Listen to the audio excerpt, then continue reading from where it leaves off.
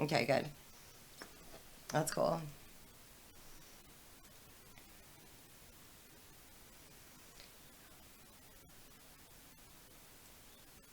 No, no worries. You might want to throw that host up too so they could come over and watch.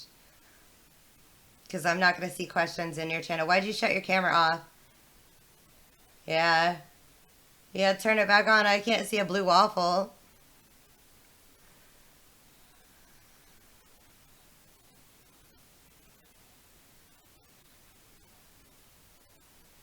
Nope, it's not.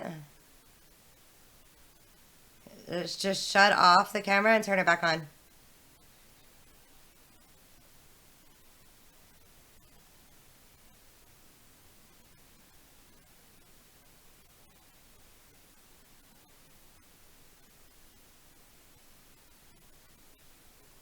Okay. That's fine.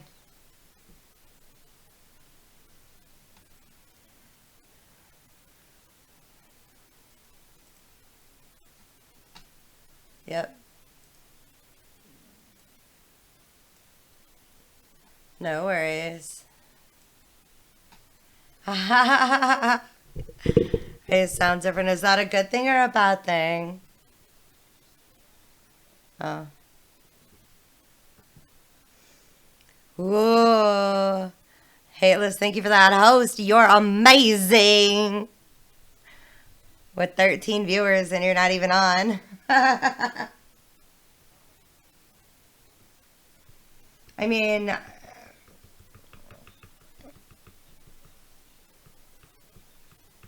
right? That's amazing.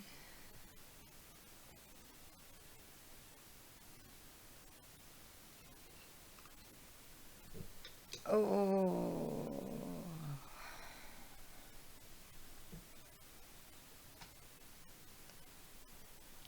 Yay.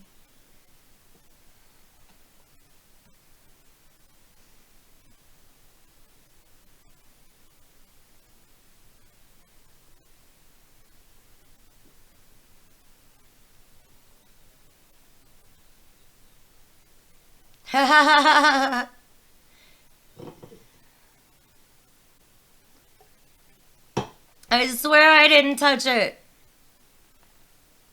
That's pretty funny, though. You have to admit, that's pretty funny.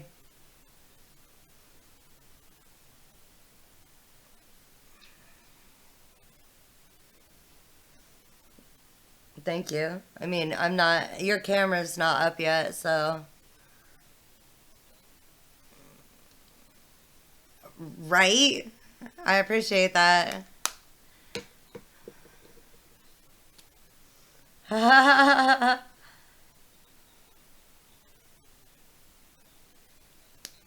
Yeah. We'll get into that in a minute. Don't give it away yet. Don't give it away yet. That's awesome. That's hilarious. Chaz, what's good? What's good? He can't see you yet. Yeah, yeah, he can hear you.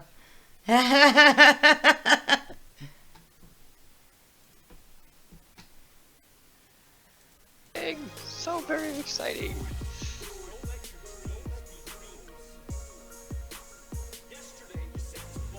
I'm gonna bring up my information on that. My emails with Twitch were interesting. Mining Permit. You should hear him now. Permit. Hi, Mining Permit. How's it going? Welcome to the Strum. What's good? What's good?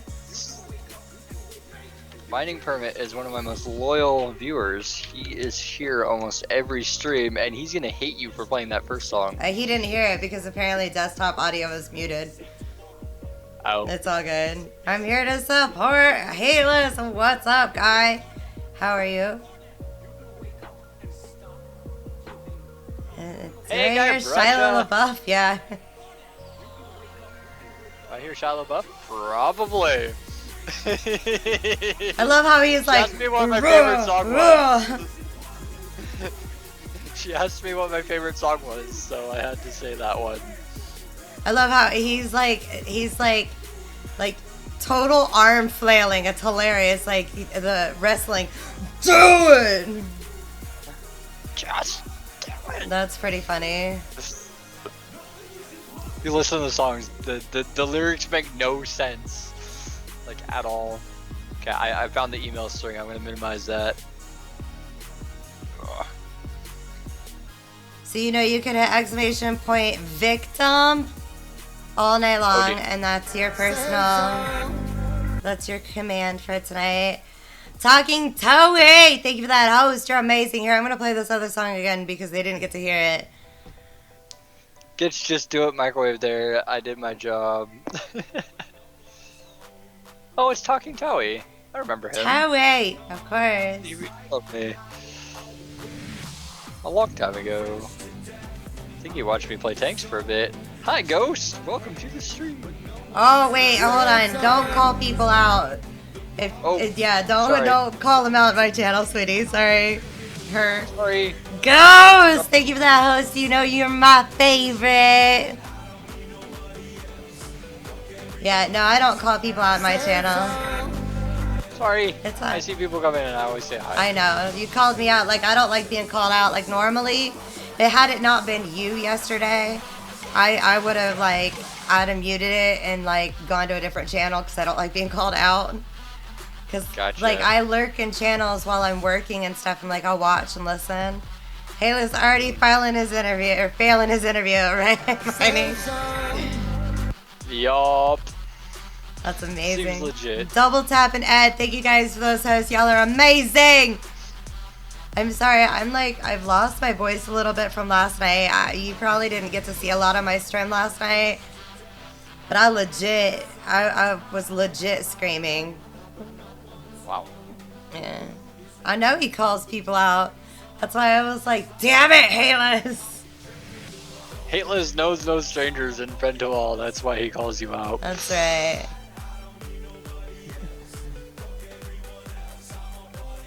Oh, fuck everyone else. I'm a party by myself. That's funny shit. Cox! This shit all night. Yeah. Ed! I love Hi, you, people who I Ed. don't know. What? You don't know Cossack Scam or Ed Haldisrian? No. No. Where the don't know. fuck have you been? Hi, people. Arcane! Lurking mode.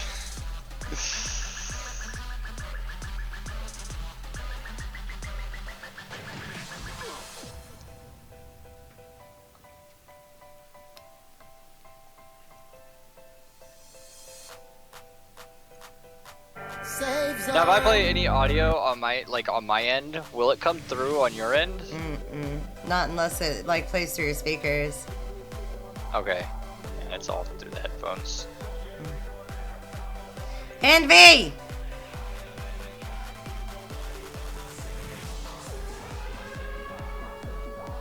I bet you do, Ed. He's a scrub. We're gonna change that tonight. Really?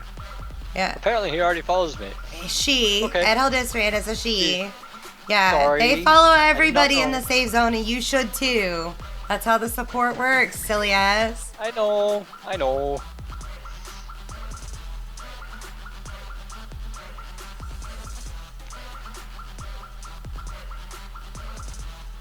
Better hear some air horns tonight. Oh dear. Oh, it is called Below the Air Horns, is what the song is called, if you can find a remix of it. That's funny. That Guybrush likes the song. That's awesome. I just assume everyone's a male unless proven otherwise. Like, okay. All right, and DeVerance, thank you so much for that host. You're amazing. Let's go.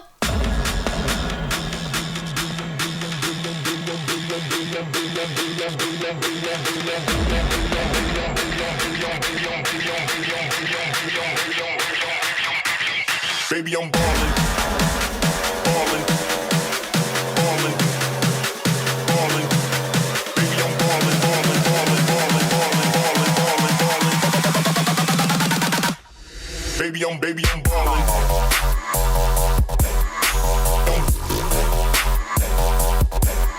Baby, I'm ballin'.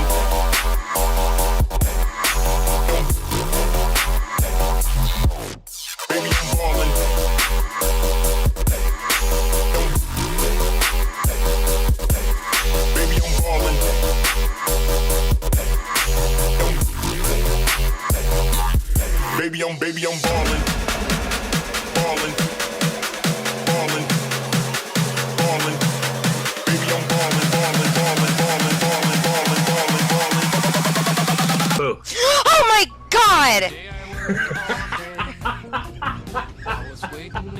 Bring that beat back. Baby, I'm ballin'.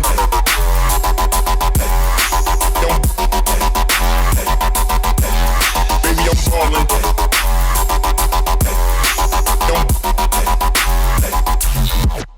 Baby, I'm ballin'.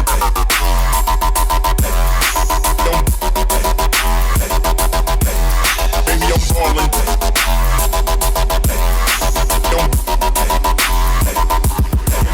Baby, I'm ballin'. What's up, everybody? Hope you guys are all having a fantastic night tonight.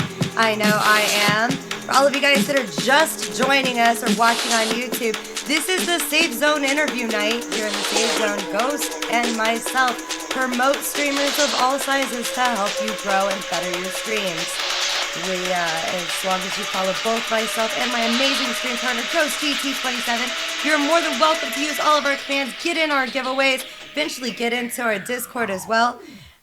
Maybe even get your own interview. You never know. Tonight, I am interviewing the one and only, if I can find the fucking tab, Hateless. What's up, yo? Hi. All right, so this is how this works. When we do interviews, we do these interviews so that you guys get a chance to, depending on what seat you're in, to get to know the streamer on a more personal level. We do the interviews in 3 parts. The first part is getting to know you as a streamer. The second part is getting to know you as an overall gamer and a little game we like to play, Are You Addicted? And the third part, at the end of the stream, I will open it up to all of you guys to ask questions, whatever questions you want. And I must tell you, some of the questions get a little hairy, such as, what color are your underwear? I'd have to check. That's for that one of the favorites in here. But I do ask that you guys hold your questions to the end of the stream. And when you do get to ask questions, make sure you tag me in them so that I can ask him the questions and they don't get lost or left behind. So, with that said, exclamation point victim in the chat will give you Hateless Gaming's information. So make sure that you guys are hitting that all night long. Show this boy some love. Hey Liz, why don't you tell me a little bit about yourself, man? Where are you from? I'm from Seattle, Washington. I've grown up and I've been here the whole time I've lived. I've been in Seattle. I've only been out of the state a couple times when I was a child. But I'm from here. I work. I play video games. I ride motorcycles. That's kind of where I'm from. I don't know how else to answer that question, but yeah. I mean, that's a pretty good answer to the question. Double tap! What's good, baby? How are you? Yo, BRB, cooking. What are you making me, Ed? Ed's making some dinner. Let's go crash at her house and eat some dinner. But, alright, so what made you start streaming? I just wanted something a little sad. I actually don't know. I just kind of started one day. I was like, hey, I want to stream. It'd be cool to be able to do this. How did you find Twitch? Jesus, so long ago. I used to play StarCraft, and I used to watch the StarCraft streamers to learn how to play the game. The first time I found it, and then I just kind of liked hanging out in Twitch channels, and decided that I wanted to do that too. So that's awesome. How long have you been streaming for? Off and on for the last few years. I really got back into it last fall. Mm-hmm. But before that, I streamed for like 6 months, and I picked up about 100 followers. And then this time I started in fall right around, I want to say Thanksgiving. And I just kind of started again and been enjoying it. So yeah. That's awesome. So I see the GeForce GTX 1080 behind you. Why don't you tell us about the setup that you stream from? I use a custom built PC. Mm-hmm. It's got a 6700K that I've overclocked. It's at 4.6 gigahertz, and then I've got a GTX 1080, obviously from the image behind me, and then generic DDR4 for RAM, and then for monitors, I've got a 4K monitor directly in front of me, and then a 1080p just to the left, which my camera sits on. And then for a keyboard, I've actually got something quite nice. I got a Razer Black Widow Chroma, and then a Chroma Death Adder, it's a Death Adder mouse. And then for the headsets, I actually just got this headset a little while ago. I really have enjoyed it since I got it. It's a wireless like G something from Logitech, I love but Logitech. I've That's what really I have. liked this headphone set since I got it. It mutes unmutes it when I flip it down. That's nice. Um, it's just basically I 2 monitors is just enough. It takes up my whole desk. I can't do 3, but I just recently upgraded to the 4K monitor. It's thrown everything a little off, but I really like this setup that I have. That's pretty awesome. I don't know what else people would want to know about my setup. What kind I of mean, cam 16 do you gig run RAM pretty on? much. It's a Logitech C something. It's the 1080 one. The HD That's 1080p. yeah. It's C290 or something. I can't remember the exact number on it, but it's just the $70 1080p one, and it works really well. It does everything I want it to do. Right. Well, we were talking before the stream started about the auto green screen that it has on there, and how do you feel about that? Sometimes it works, sometimes it doesn't. It's a program with XSplit that's called, what was it called? TriDef SmartCam, and what it does is everything behind you obviously doesn't move, so it tries to detect your motion and then keeps what's in motion on the screen and then removes everything in the background that doesn't move. But the problem with that is it uses color to do this. So my hair being a similar color to the dresser, it'll make the entire half of my head and some of my beard disappear, or sometimes part of the background will stay in there. So it kind of does weird things when I have it on. That's pretty funny. And then also that program is incredibly CPU intensive. So when I'm running that program, I'm running around 80-90% CPU, which is demanding. So I don't run it all the time. It's Welcome back. kind of hit or miss. Yeah. I mean, I'd like to see it.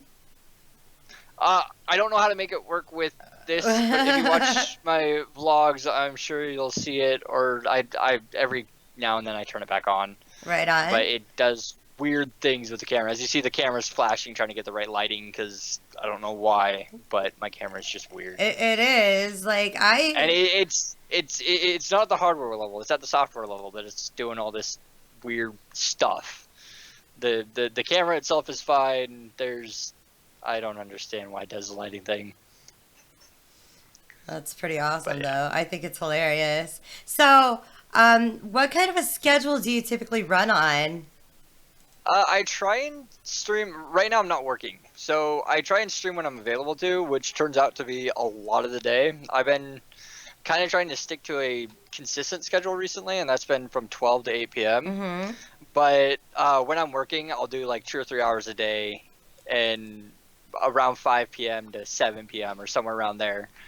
When I'm not working, though, obviously I have a lot more time, and when I am working, I keep it daily, but keep it short so that I have energy for work. Right on. Take it. Here, take this. I'm doing an interview, so you need to quit trolling me. Sorry. All right, so tell me, what makes your stream different than anyone else's? I mean, there's thousands of people on Twitch. What makes you me stand different? out? I honestly don't know. I'm just here being myself. I don't know what makes me different. I don't know why you all like watching me. Maybe it's my camera. Maybe it's that I get happy for weird reasons. I don't know. I honestly don't have the answer to that question. Yeah. So, How about let's ask your viewers that are in here, what do you guys think sets Hateless aside from everyone else that y'all watch? Just out of curiosity. And then I get happy for weird reasons too, right, Ed? I mean, who doesn't get happy for weird reasons? I mean, any reason is a good reason to be happy for. For real. All right, so you've been streaming off and on for a couple years. What is the hardest or the largest hurdle been for you to get over? being self-conscious. I mean, you start thinking a little too much about what you're doing or getting shy. Just being able to talk all the time is the hardest thing for me. Sometimes you'll see me all kind of turtle up and I'll just kind of keep to myself, but I try to be open. And one of my things in real life is that I have a difficult time being an open, like if you ask me a question, I'll answer it, but I'm not that outgoing. Right. So being able to be outgoing is the biggest hurdle that I have. Well, according to Guy, he says that you like to help people. You don't have the elitist chip on your or on your shoulder, and you're always willing to stop and help. That's pretty awesome. Mining Permit says Hayless teaches people methods, fast acquisition, and in-game currency, get rich quick schemes. How does this work? So in EVE Online, the in-game currency is ISK, and to do it, you have to, or to earn it, you have to do one monotonous task or another. You can mine, you can do regular missions, or you can go routing, or there's as big as your imagination is, you can make ISK doing that. But there's specific like little niche ways that you can earn ISK, and earning like 100 million ISK an hour is considered really good. I'm doing something in the game that's earning 200 plus million ISK an hour, and then also in a high security space. Without getting too much into the game, basically I earn a lot of ISK somewhere where I shouldn't be able to earn a lot of ISK, and people will get very weirdly. Apparently. I like my new beard. Sorry, go on. I completely forgot where I was at, but I The ISK. I figure out ways to earn ISK in what's called Empire Space that you shouldn't really be able to earn that amount unless you go out in a nullsec, and I guess that's what he means by get rich quick schemes. So. Right on. What's up, Crochet? How are you? Specifically in EVE Online. How long have you been playing EVE? I've been playing EVE longer than I've been riding motorcycles. No, actually, no, it's the other way around by like 6 months. Anyways, I've been playing EVE for 5 years. That's crazy. I've been playing it off and on for 5 years. Not the entire time, obviously. I play other games. I stopped playing it for a little while and got back to EVE, but I've been playing it for majority of 5 years. And I love you too. Thank you so much for that donation. You're amazing. Have you heard my freaking donations? Woohoo! They're so freaking loud. Oh my god. Az, thank you for that host. You're amazing. Ed, cheers, my love. Thank you so much for that donation. You're amazing. Woohoo! Happy for ya. That's awesome. All right. So when you were saying, don't finish this, Deviant Raid, oh shit. Oh. Hide your wives, your moms, your daughters, your dildos. Hide them all. The only safe zone deviant is in the house. Az, thank you so much for that raid. You're fucking amazing. Don't know what this means, but awesome! You don't know what a deviant means? Okay, so Az is our resident deviant. The true definition of deviant is someone who takes pretty much everything out of context, especially in a sexual nature. This is him, and he's very much our deviant. He's so much of a deviant, he even went out and made a shirt that had a Zelda dildo sword that says the one and only Safe Zone Deviant, and then it has his link on it. He's going to wear it for his interview next week. Cat's Eyes, awesome. Thank you so much for coming along. Oh my god, I love you, Az. See if you read his command, you'll see how much of a deviant he really is. Like, he's earned the title for sure. But make sure that you're following everybody in here too, because this is the group of people that they're all gonna support you just as much as you support them, and they're amazing. What is this safe zone? So why don't I ask you what you think the safe zone is? I think the safe zone is a place where anybody who is wanting to stream has a nice little home to go to and get a little support to get that initial boost to get off the ground. And also for bigger streamers to come in and be awesome. Yeah. Because that's kind of what you guys do. You guys show support to anybody and everybody that comes in, and I feel like that family support is awesome. That's kind of best description I have for it. That's awesome. So that is it in a nutshell. Pretty much what it is, mining permit. Ghost and I'll drop his link for you so you could drop him a follow too. Ghost and I started the Safe Zone because we were sick and tired of people going in and they're like, oh no, you're not allowed to promote yourself. You can't even mention the fact that you're a streamer. It gets tedious. I mean, let's be real.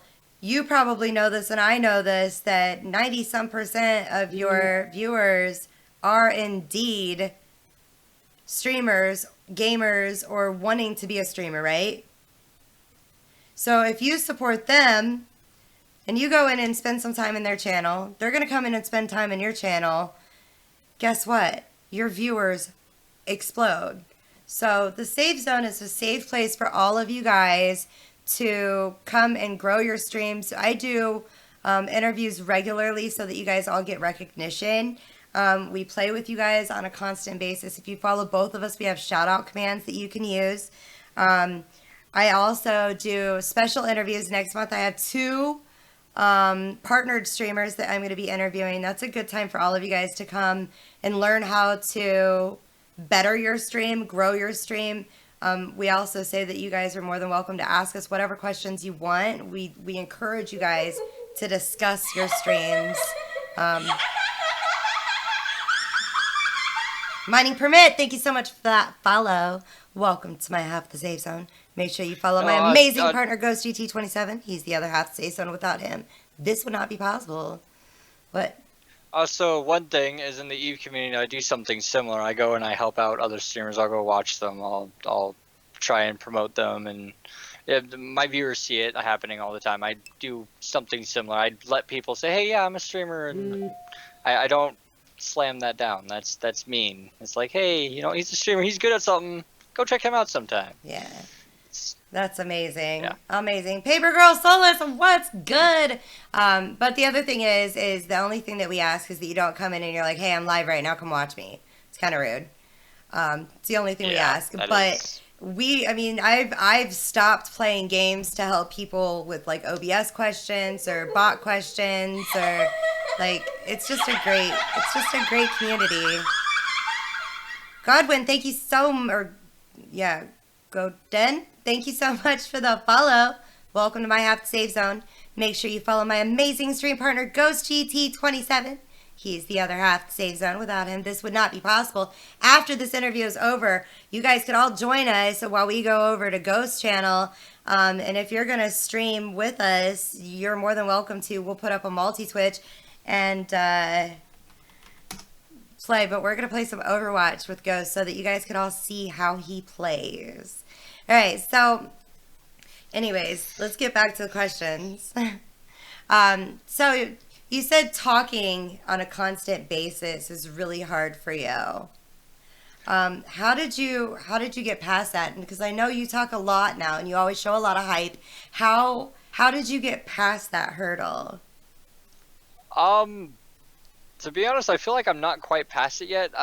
If I find myself not talking, I immediately think, hey, I need to say something, and it has to make sense instead of being the normal babble that's in my head. So in my head while I'm streaming may not necessarily be the same thing I'm talking about. I don't know. If I find myself not saying anything, I try and think about something that's positive to say or something that will go along with what I'm doing.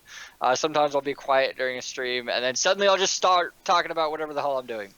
And I find that that's one way to just talk, because sometimes you kind of get into you start talking to a viewer and then that viewer just kind of gets quiet or something, and then you suddenly have nothing to say. You're like, oh no, what do I do? Right. You just kind of gotta think in your head to say something, and that's what I continue to work on, and something that I'm trying to get better at. And just being able to ramble on about whatever you're thinking is generally a good idea. Right. And for all of you guys that wonder, one of the reasons that, like Caitlin said, it's a big deal to talk during your stream. One of the reasons that it's such a big deal is you literally have like 20 to 30 seconds to impress somebody. So you have a new viewer coming to your channel. If you're just sitting there and there's nothing going on but gameplay and there's no talking, no interaction or anything like that, they're pretty much going to turn around and leave. So it's a good It's thing not that fun. yeah, and I mean seriously, it's important that you guys all work on that, and I'm proud of you for working on that. And like I said, you know, you do a lot of interaction, and you're very enjoyable to watch. We'll watch a couple clips here in between segments, but we'll see. And Hatman, what's good? Paper Girl, what's up, baby? Hey, Godwin, what's up? Let's see. Talking isn't a Quoten. it's Quoten. quoted. Okay, thanks. Sorry about that. Talking isn't the problem. Talking about something interesting is the problem. You want to know something that is not a problem? All right. So this is how I started it.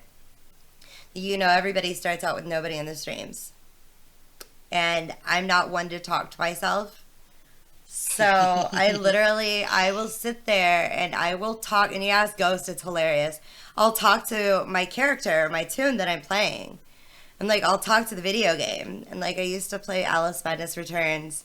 And I'd be like, "You're such a bitch. Like, why don't you just jump for me, Alice? Like, damn it, you slut wad." And like I'd like carry on a conversation with her and like everything else that was going on around. And like it got to the point where I mean, it's second nature, and I do it now even if I'm not streaming. Like, I'll be talking to my game, and Ghost will be like, "Who are you talking to?" "Oh, never mind." That's pretty great. Yeah, and if you guys are streamers, as long as you follow myself and my amazing partner, GhostVT27, you are more than welcome to use all of our commands, ! Shout me, ! Fuck me. Yes, that is a real command, I promise you. But make sure that you're following both Ghost and myself, and after about an hour it'll work. You're surpassing the character limit? What are you talking about, Arcane? Are you trying to write an ad for Hateless? Because Hateless always writes us ads, and it's amazing. I love it. Or Arcane always does, sorry. All right, so here's a fun one. What's up, Teddy? How are you? How do you personally handle trolls? How do I personally handle trolls? Well, when a troll comes into your stream, there's one of two ways that you can react. You can get upset, or you can ignore them. We've had a few trolls come through just before I got banned. We'll touch on that later, probably. But just before I got banned, we had a bunch of trolls come through. And the best thing that I find that you can do is try and ignore them. But if they start getting under your skin, change subject. Do something else. Just don't let them get under your skin. The best thing you can do is just ban them out of your channel and move on. And if they continue coming in with alts, start reporting every alt. Then just move on, ignore them, don't feed them. They'll keep coming back if you give them any food, don't like any feed the trolls. Anything. They keep coming back. And I do my best to do that. Actually, today I had to ban someone because they were coming in and trolling the stream. So I just, you know what, I'm done with it. Unfortunately, it does make you feel bad when you have to do that, because you're like, oh, well, that's a shame. But you just kind of, I don't know. Best way to do is just rid yourself of it, stay calm, and not get mad. Exactly. Teddy, what's the matter, honey? Why are you crying? No crying in Twitch, unless you're me and you're scared out of your mind. I'm kidding. Why? What's the matter, sweetie? All right, so do you remember the very first interaction that you had? It could have been in your channel or someone else's. The very first interaction that you had with a troll. I got, what was this, like, a couple years ago? I don't know, when I first started streaming, I streamed World of Warships when it was still in beta. I got a beta key, and I streamed that a lot. And I had a group of people come in. My viewer count went from like 2 to 15. And I was like, dude, this is awesome! Awesome! And then my channel just got spammed. Like, they weren't just spamming my channel, they were whisper spamming me. I couldn't ban them faster than they were making ults and bringing them in. And it was frustrating, and I got upset. And you could tell I was upset. I wasn't saying anything. I wasn't reacting to them, but you could tell I was getting upset because all I could see in my chat was a wall of text that was irrelevant. So, I mean, that made me upset, and I kind of learned that it's probably a good idea to have your bot a bot in your channel to shut that down. But, I mean, it personally made me upset, and I mean, I that was my first interaction with a troll. Other trolls like telling you to do the wrong thing in the game. That's great. That's content. Bring it on. That's amazing. All right, so are you ready for this? The lovely Arcane has written out your Uh-oh. has written out your advertisement. Let's see.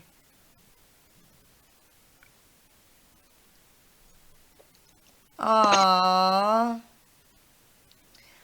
Well, Teddy, I love you, and we all love you, and I think this would be a good chance for everybody in here to spam some hearts for Teddy. If you guys could please show Teddy some love. We always do this in our channel. If you guys are going through something bad, we always spam hearts for you. If you guys are going through something good, we will spam the life out of emotes for you. But Teddy, our heart goes out to you, man, and we love you, and you know we're here for you. All right, Hateless Gaming, twitch.tv/Hateless_gaming.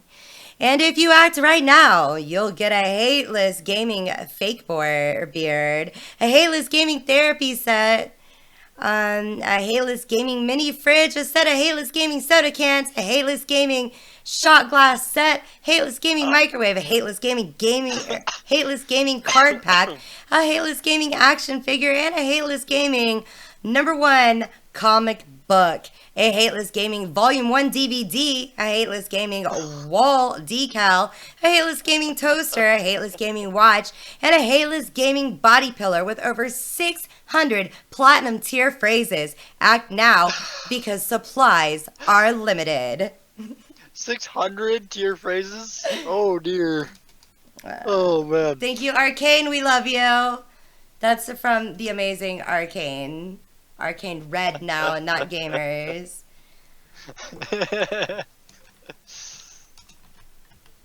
Oh, that's amazing. So I do have a copy of this, and I'm gonna send it to you right now because you need to message me in Discord. Like, just send me a message in Discord, and you need to stop talking to me, or I am not taking you to Wisconsin this summer. Can I drink all your Red Bull when you're done with this stream? No, you can't drink all my Red Can Bull. I drink all your Red Bull? Stream. No, it's almost gone. No, you can't drink all my Red Bull. Are you nuts? When you're done with the stream. Nope. Did you message me in Discord? I'm working on it. That Yeah. you kid just gave that. That was great. She is was my amazing. biggest troll. All right. So while we're doing this, At least have a drink. I just messaged you. I heard it. Bdink. There we go. Beep. All right. There is your advertisement. Wow. Yeah. Oh wow. You gotta- All in caps. too. Arcane was having issues getting it to send regularly, so she just did it all in caps for us because she's amazing and we love her. You know what, I just Teddy? That's looked what at we're my here for, gift hon. chat. That's pretty great. And maybe I'll throw that out on Twitter or something. I don't know. That's awesome. Thank you. That's awesome. All right, so why don't you tell us what kind of games that you play? I was playing World of Tanks for the longest time, and I enjoyed that. And I kind of played a bunch of other games too. And then one day my friend was like, "Hey, you should reinstall Eve because I know you like it." And I was like, "Okay, you know what? I'll give it a chance." So I logged in, created one tune, or didn't create a tune. I reactivated one tune, and I was like, "Oh, we'll have to reactivate this tune." And after went right back into it, and now I'm just primarily playing Eve, but I do like playing a lot of other games. When I'm not streaming, I like to play StarCraft, Diablo 3, even GTA 5 occasionally, but right now it's not installed. Most recently, we picked up Motherload or Super Motherload, which is a random little arcadey game that's quite fun. Me and Chicky played it the other day, and we had some fun. A few of you guys stayed around for that, but I like to play a lot of other games off stream as well because gotta have games Share to play them off with stream. us. So, like, tell us. Yeah. I say again. I'm confused. Okay, here, let's just move on to the next question. What's your favorite game? My favorite game, Hmm.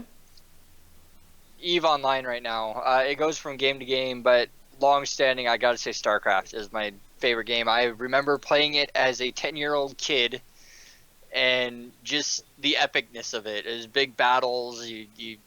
The voice acting was great, and I really enjoyed it as a kid. And growing up, I played StarCraft, and then when StarCraft 2 came out, I obviously had to get that and played that a lot. But my favorite game has to be StarCraft. What is it about StarCraft that like attracts you to it so much? It's fast paced and addicting. I don't really play it much right now.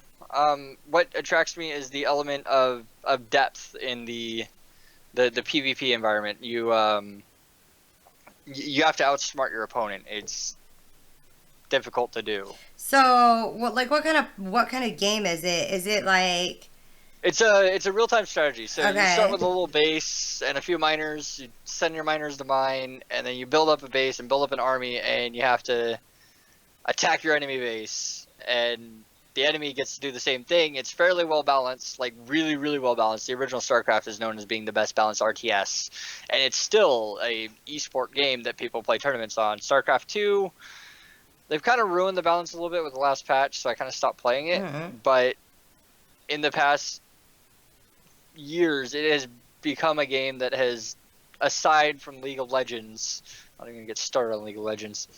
Aside from League of Legends, Oh has no, we're gonna set get started the on it bar- in a second. has set the bar for what esports should be. Before League of Legends, there was StarCraft Brood War, and that's what people were playing a lot. So it kind of started the whole esports thing, in my opinion. I mean, my opinion is going to vary greatly from the next as to what set esports off, but yeah. I gotcha. So, what made you first start playing video games then?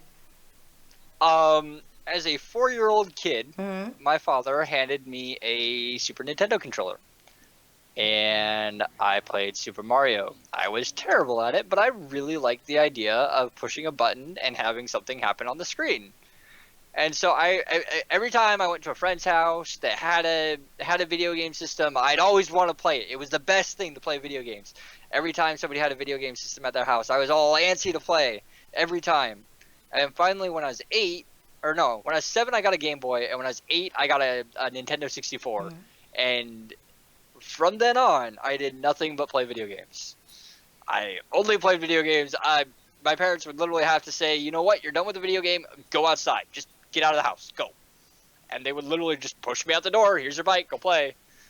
And yeah, I've been playing video games forever. I like games that challenge me, Mhm. and I like games that make you think a little bit. And the reason I'm into EVE so much right now is because it really makes you think. Right on. So, you like the games that are challenging. How do you feel about, I don't know, Dark Souls? I haven't played Dark Souls yet. That is the but most challenging that's game out challenging. there.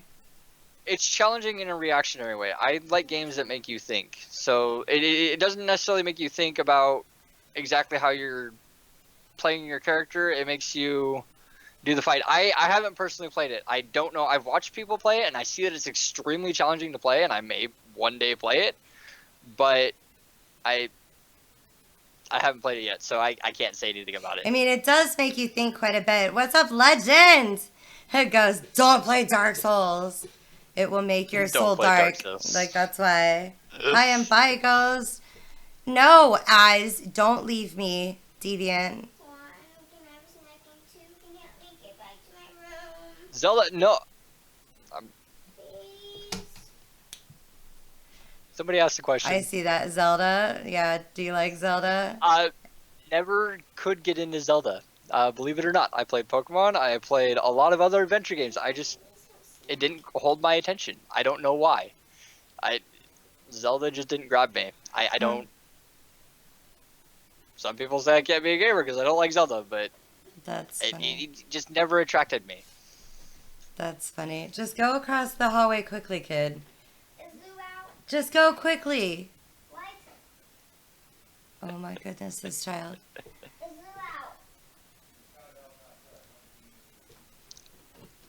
Anyway, sorry about that. All right, so again, if you guys could hold your questions to the end of the stream, I would appreciate that greatly.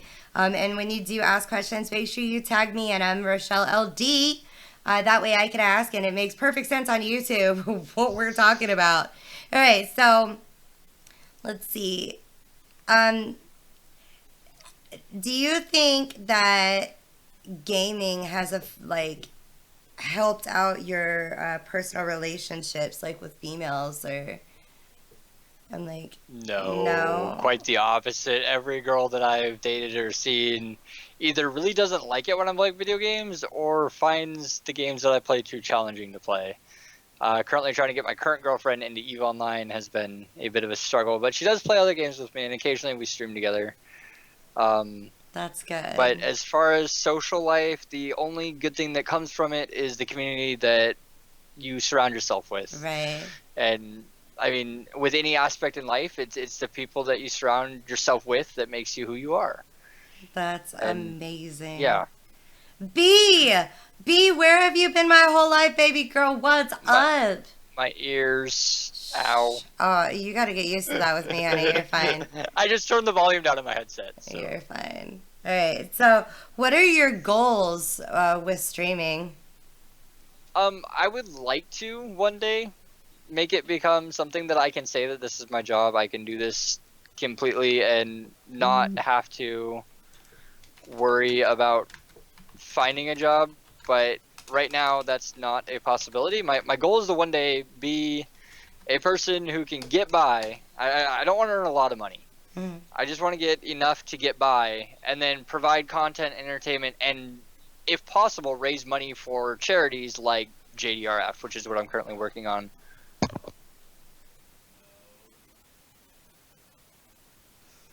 B, I love you. I've missed you so much. Exclamation point victim in the chat, guys. We'll give you Hayless's information so y'all can troll the hell out of him in his own channel after this is over with. But my dad's trying to troll us right now. Hi, Dad.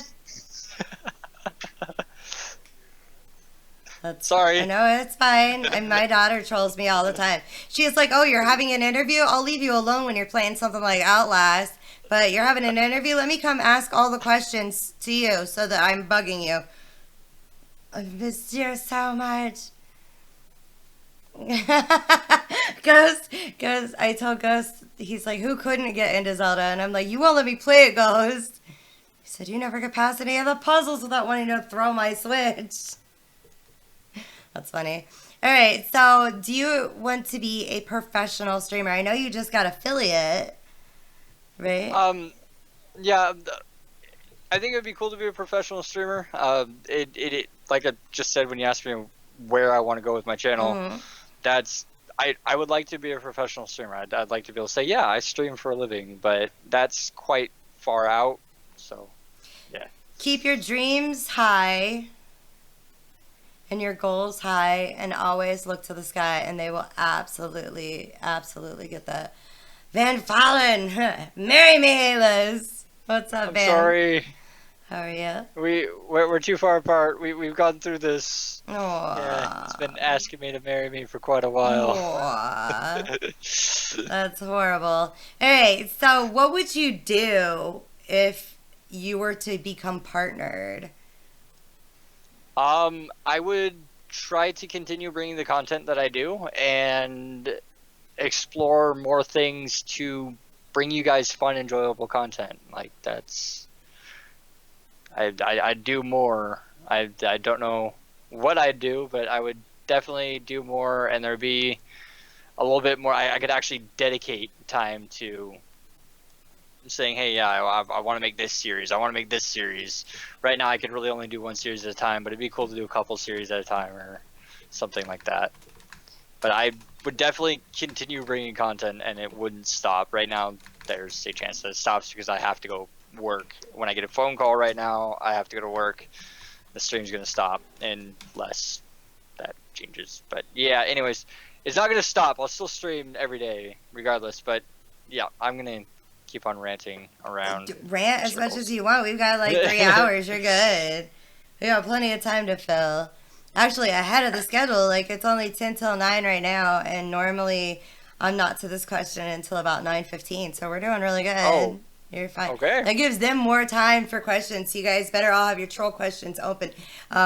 We'll get into some of that other stuff. So what do you do besides game? I know you mentioned something about you like to ride motorcycles. Like what do you ride dirt bikes or street bikes or I ride a '07 ZX6R, and if I'm not streaming and the weather's nice, I'll go out and go for a ride.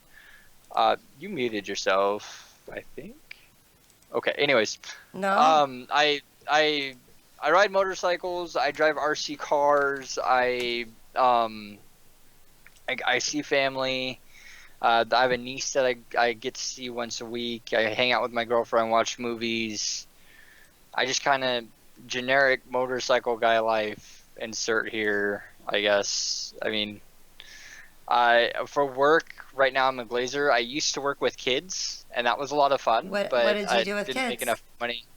I watched them before and after school. For 3 years I did that, and I really, really enjoyed it. It doesn't make enough money for me to be able to live on my own. So I started as a glazer last summer, and then I got laid off in January. So What's I a started streaming glazer? again. A glazer is, the window inside your house. There's that window, and then there's like the resins and caulking around it to seal it up. Glazers install windows, and I'm a commercial glazer, so I help with that out in the city. So commercial buildings. The last project I worked on had me building frames for the windows for 4 or 5 months, and that was a lot of fun. I built the frames, they set in the glass, and then we shipped the frames with the glass in out to the building site where they were installed in the building. I showed the building that I worked on, but then you'll be able to figure out where I worked, and from that you can derive pretty close to where I live. So it's personal information that I save. Oh, awesome donation! Teddy, thank you so much for that donation. You're amazing. No, I love you, baby. Oh my god, that scared the freak out of me. Holy crap. I just see your reaction. 'Cause Does I'm this so story delayed. include Van sitting in your window stalking you? he wishes. That's funny. Holy shit. All right, so what are you the most passionate about? I love you, Teddy. Thank you. In what way? Because I'm passionate about a lot of things. Outside of gaming, I'm extremely passionate about motorcycles. Mhm. You get me started talking about motorcycles, I will not shut up. I'll talk all day. You get me talking about computer stuff, I'll talk about that all day. And then in games, I'm obviously a passionate gamer because what I do is I stream video games. But yeah, that's kind of what I'm super passionate about right now is Stuff. That's good stuff to be passionate about. I mean, for real, it really is. It's great. Do you love that Endeavorance? Endeavorance is coming up here at the end. Her and Solus are coming up here at the end of May. I'm excited. You're gonna I don't know what that legit. You're going to legit gonna be the death of me. Aw, as I love you and I'm sorry. Oh hey, Oh you hey, hit your donation goal. I did. Yeah, That's it's 200, amazing. That's amazing. 200. Hooray! That's awesome. This donation goal is actually this is the last $10 I have, so I hope it helps you, Teddy. It does. Thank you so much. What are you doing? I was giving him a beard, Legend. I was making his Well, beard. I've already got a beard. I was You making can't it really bigger. Make it too much bigger. Oh, that one was It's a little bigger. squished right now. It's squished down because I was in a helmet earlier. In a helmet. So, So, all right. So this is how I get this message from Hateless. I have to share this because it's freaking hilarious. All right. And the message said, hold on, let me open it up because it's freaking hilarious. I asked him how he was doing, what was going on, stuff like that. And he's like, see if I can find it. Where'd it go? are you talking about when I messaged you on Twitch today, or? You're gonna Here it surprise is. me. All right. So I asked him, I said, so what's up? He said, not much. Ended the stream early to go get refreshed and take a motorcycle ride. Now I'm doing great. I'm like, hell yeah. Like, let's do this. Like, shit. He's like, can I call you now? I'm like, dude, wait like 10, 15 minutes. I'm finishing up with Ghost. I'm sorry. Hold on. Like, that's funny. I love it. Well, I'm always the guy that's early. So if meeting up with friends or whatever, you say the meetup's at like 7, or if we have to be somewhere at 7 o'clock, I'm there at 6:45. Like, where is everybody? Let's do this. Let's go. Let's go. I'm that guy that's always there. Sometimes I get hung up on something, of course, but I'm always that guy that's ready an hour early, ready to be there, always there first. That's me. That's awesome. Yeah. So when I say no later than 7:45, I really mean call me right at 7:45. I say Not at 7:20. no. Well, I mean, you saw how long it took us to get set up. It took us 15 minutes Yeah. to get set up. We had it took us 12 minutes. We had about 3 minutes by the time I got the last thing done before I started, which gave us just a second to kind of bullshit for a second. So normally with someone who's drinking with me, that last 3 minutes is us taking shots. I'm just saying, that's how this goes. So let's see. Before we get on to this next question, I want to let you know that I want you to exclude the one thing that we're going to talk about that happened for 2 weeks. Okay, so exclude that from this next question, because we'll get into that here in just a few minutes. I'm excited to hear this. Would I like to be a writer, Old Legend, or are you asking Hateless? So we'll see in a second. All right, so this next question is something that you've personally witnessed, whether it's been in your stream or another Twitch stream. I'm not talking about YouTube or anything like that, just Twitch, all right? I want to know what the most outrageous Twitch moment you have ever experienced was. That's a hard one. Besides the one that we already talked about, or that we're going to talk about. Yeah. I gotta say, it was just last Sunday when I was streaming. I decided that I wanted to raise money for JDRF. It's something that I've been wanting to do for a while. I finally got around to registering for it because there's a Beat the Bridge walk here in Seattle that I'm going to. But I started talking about it, and I had a couple of viewers come in and listen to me and see that that diabetes affects me so much. And what happened was 2 people came together. One donated $250, and then within 5 minutes, another person donated $100. So together, they donated $350. And then, right after that, another person came and donated to my fundraiser another $50. So within an hour, we raised $400, and it absolutely blew my mind. It's amazing. Like, wow. Like, yeah. Coolest thing I've ever seen, or, well, personally, that I've felt. I've never felt so happy, and I don't know what the word is, but it was awesome. Yeah. I could imagine. Oh, also, I have another one. Okay, go ahead. So the Twitch community of Eve got together, and one person, a tiny streamer, you can never underestimate even the smallest streamer. This guy got every single streamer that streams Eve Online together, and we did a 6 or 7 hour stream together. All 40 to 60 of us. We all streamed the same fleet together at the same time. We all got together and did it, and somebody gave away a Titan, which is a giant spaceship in EVE Online during this stream. So that kind of craziness happened. That was probably the most outrageous thing I've seen on Twitch. 40 to 60 streamers. We had 60 people in our fleet, and some of them were viewers, some of them, most of them were streamers. 40 confirmed streamers were flying together. It was insane and awesome. Church time. And you no. just got scared by something. Yeah, I did because somebody asked. I'm a horror streamer. So Yeah. I have horror sound effects that are attached to random words.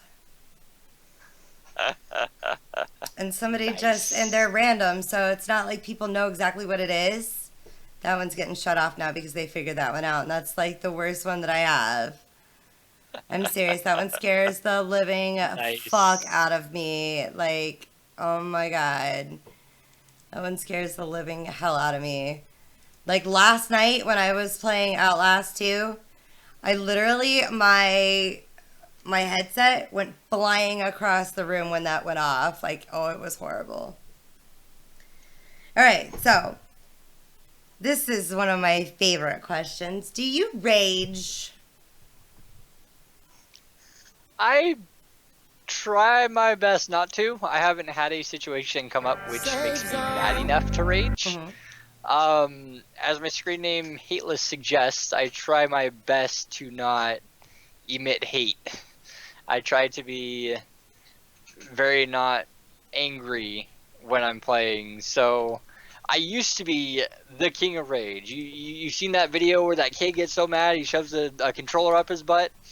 I've not seen that. Like, why would I watch somebody shove a controller up their butt? Just sometimes search raging kid on YouTube, and I'm sure you'll come across it. It's just a little short kid. He gets so mad, and he does that. I don't understand. But I used to be the king of rage. I used to get so mad. I used to smash my hands down on the ground. I used to just get angry at games. And as I've gotten older, I've gotten a lot calmer and able to, something bad goes on, okay, you know what, we're just gonna move past it and continue on. I found that rage only makes you play worse, but occasionally I do get angry at things, and it's almost never the game. If I start getting too frustrated with the game, I'll shut it off. I only really get angry when people are doing mean things to each other, not necessarily to me, but to each other. So have you ever, like, not just necessarily right now, because you've really relaxed quite a bit, but in the past, have you ever broken anything in a fit of rage? As you can tell, I'm not a very strong guy. I've thrown controllers. I've never broken anything. I've also always managed to restrain myself just enough not to break my keyboard. I used to smack my hands on the keyboard when I get mad, but I've never actually broken hardware from being mad. I've always been able to restrain myself. Once I got mad in game, and I took my headphones off, stretched them out, and then I just kind of set them on my bed, because I've always been able to restrain myself. As angry as I get, I've always managed to kind of just, okay, you know what? It's not worth it. I'll just take a short break and we'll be fine. That's funny. Guy says you break Van's heart every day. Van's always asking me to marry him. That's what he does. You broke a laptop, Van? What the shit? I love talking about people's rage. I don't know. Do you know Princess Rambetta? No, I don't. Okay, well, I feel like I've watched that before. I'm sure you have, because you hosted her last night. I didn't host you? her. She's in my auto host on my butt, so Okay. I host her all the time. Princess Rambetta, actually, it's kind of a toss up between Princess Rambetta and Arcane Red, of which one is the biggest rager. Arcane broke like 27 keyboards. Wow. And that doesn't include all the other hardware she's broken. And Princess Rambetta literally has something she calls the beta rage, because her name is Ram Beta, but we call it Rambetta. She has beta rage. So she threw an Xbox through the wall. A controller through a door. Casper too. Casper's a huge rager. And Prodigy. I haven't interviewed Prodigy yet, so. Can I tell you how I learned not to rage? Tell me.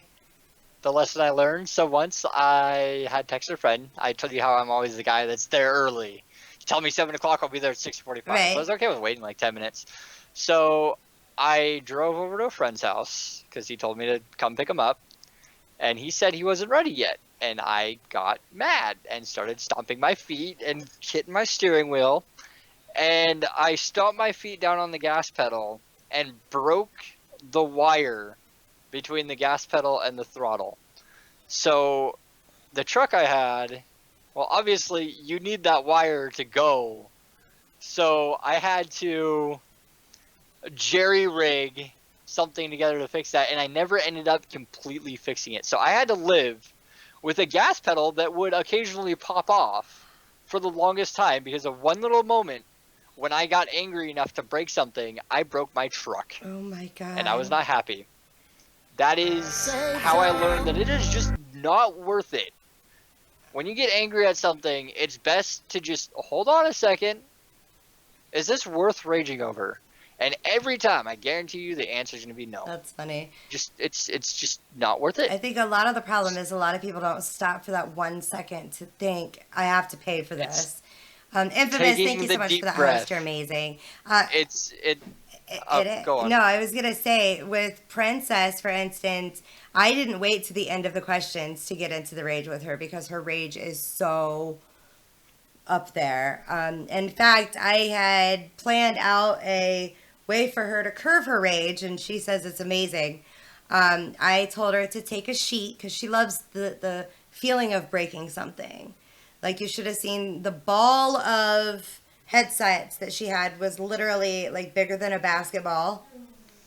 It was huge. So I told her to take a sheet, like a plain white sheet, and tack it to the wall, and so that it kind of like flails out a little bit on the bottom of it. And then I told her to take like a mat or something and put it underneath of it. And then I ordered her about 50 little glass fingernail polishes and said, set those on your desk, and every time you get pissed, take it and throw it at the wall. Then it breaks, and you have this explosion of color on this thing.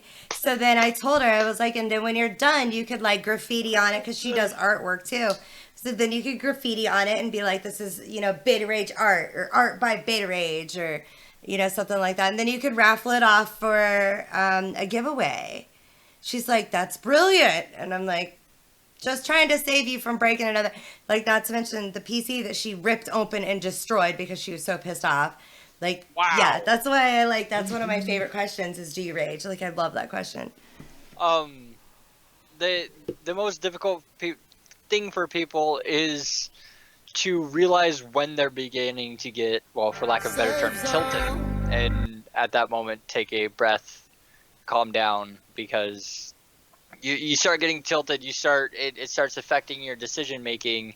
Being able to identify that moment where you become tilted over when you're playing, when you're normal, when you feel fine. It's identifying that tilted. That's what I call it, because you get tilted. You're off keister. You're just a little off. Yeah. Serene Virus, And- thank you for that host. You're amazing. And if you keep playing when you're tilted, and playing continues to tilt you even further, eventually you're gonna fall over and be in a fit of rage. So Do you Yeah. see my rage command that I just popped? rage, nice. That's great. I mean, typically when I rage, that's what you hear. Oh, you're fucking good. What in the actual fuck? Yeah. Yeah, no, that's about what you hear out of me when I rage. That's a legit No. poker term. Tilted. That's amazing. Are you a poker player? No, I'm not. That's pretty funny. All right, so why don't you tell us what your greatest gaming achievement ever is? I was playing D3. It was last season. What It is was like D3? 3 days Diablo af- 3? Diablo 3. Okay. I managed to get into the top 20 on the leaderboards on the first week. I managed to play all weekend, grind it out, and get onto the top 3. I know it was only momentarily. It lasted like 30 seconds, but I did it. I got on the leaderboards, and I was pretty proud of myself. So, Yeah, I think that was my greatest achievement, although it's not something super massive. I think it was pretty great. And then also there's another one recently when I was streaming during Twitch vs. Eve. I decided to take out a Kronos on the signature fleet, and I managed to get 13 kills at the end of that fleet when we had an entire fleet attacking us. It was pretty cool. It's up on YouTube if you guys ever want to see that one. That's amazing. Two cool things that I feel like are pretty good achievements as far as like gaming. That's pretty awesome. That's pretty freaking awesome. All right, so this is fun. Okay, let's say that a developer walked up to you and said, "Hey, Liz, dude, I've been watching your content. I really kind of like what you do. I want to make a game just for you. This game is going to be whatever your ideal game would be. Your like, if you were to say, all right, so I want it this way, this way, this way, and this way. How would you describe the perfect hateless game to this developer?" That is an impossible answer No, it's not. for me. No, it's not. Well, for me, because if everything's ideal and perfect, why would I want to play the game? Well, no, I'm saying like, hey, so you like real-time strategy and you like this. And so let's say, for instance, I were to be like, all right, I want something that's like Tomb Raider mixed with, I don't know, freaking Power Rangers. You know what I mean? Guess maybe EVE Online in the StarCraft universe, because that would be pretty cool to have StarCraft things, but I don't Like, understand how that would would work. you have it like sandbox, open world, PvP, PvE? Definitely like sandbox, how? 'cause Like, what would it be like for you? if there was, I don't know, I like all these games that there's no ideal perfect game. It doesn't make sense in my head to make a game perfect, so I can't really answer that because the idea of what you're trying to get me to answer, I understand what you're asking. It just, I like games because of their flaws and because of things that make the game difficult or make the game wrong. Well, then that would be a part of what you would explain to him. That's what I'm trying to say. Like, you can't write that though. You can't create that. It's something that just kind of happens in the game. So I cannot answer. It doesn't work in my head. you're the first person that's ever not been able to answer that one. I'm surprised. Like, surprised. Because, like, I mean, you could have it like Pokemon mixed with StarCraft mixed with Eve, and you know what I mean? You just can't mix those genres because they're so inherently different. What makes them great is it's hard to put a finger on. It really is. And then telling somebody your perfect game, you could say, It'd be like "No, I your want this dream. feature and this but- feature and this feature," but then it'd just be perfect, and But there's no challenge to it. It'd feel empty to me. But I mean, like your dream game, like a game that you have always. It is a great answer, Ghost. Like a game that you've always wished there was a game that was like this, that had this and this and this in it. I mean, I'm not saying that it would be a perfect game to where you wouldn't be able to beat it or anything like that, but it's like a game that would appeal to you the very most. Anything that has challenge and gives me that desire to be greater, to grow. That's the kind of game that attracts me. Is the reason I got so into StarCraft is because there's always a way for you to grow, to become a better player, to increase your play style, to develop your own little a flair on how you play the game. In EVE Online, the reason I'm so into it is because there's so much room for growth, so much to learn, so much to right now, ideal games exist. EVE Online is one of them, and StarCraft is one of them. You pick a genre and go with it. You'll find a game that does create, that does. I can't imagine that. Like, I can't imagine a perfect game where two universes are matched, because I mean, maybe EVE Online with StarCraft stuff would be cool. I mean, I guess that's an answer for you because EVE Online with StarCraft skins. Okay, cool. That would be fun. Yeah. Gotcha. All I right. mean, So now you already kind of answered this once, but I'm gonna ask you again because I'm taking the compilation of everybody that I've interviewed over the past few months and their answer to this question. And when Ghost and I move on to posting all of our stuff together on the Future Safe Zone YouTube channel, this is gonna be our the VOD that everybody sees when they go to the channel. Does that make sense? mhm. Okay, so what does the safe zone mean to you personally?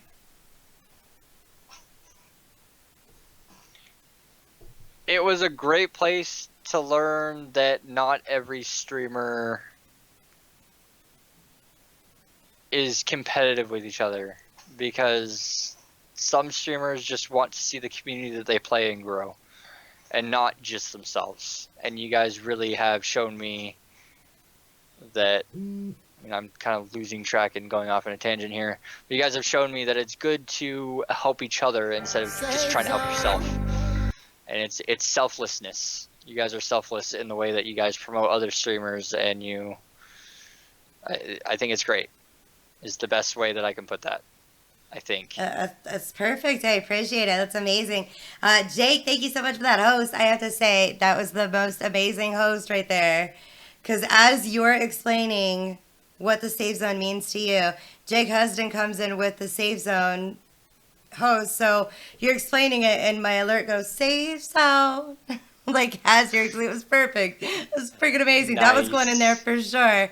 All right, so what kind of advice do you have for everybody that's in here? It could be life, gaming, whatever. What kind of advice do you have? Follow the golden rule.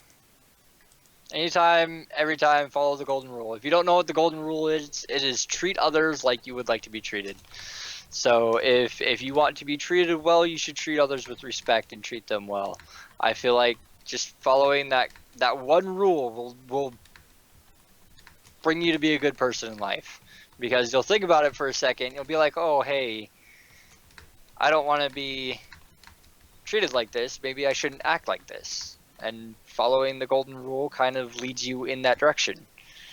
A golden rule being treat others the way that you would like to be treated. And it's the one rule that I always had with my kids that I worked with. I don't have kids, but the kids that I worked with, that's the one rule that I always said, this is the rule that I want you to think about whenever whatever you're doing. It's a very, very important rule, and I feel like, yeah, treat others the way you want to be treated. That's a great way to even look at it. I know one of the rules in my channel, if you look at it where it says the rules, it says something about don't be a dick and you won't be treated like a dick. Oh no, actually it says first and foremost you'll hear profanity and sexual innuendo. If this bothers you, sorry, go somewhere else. Otherwise have fun and don't be a bitch.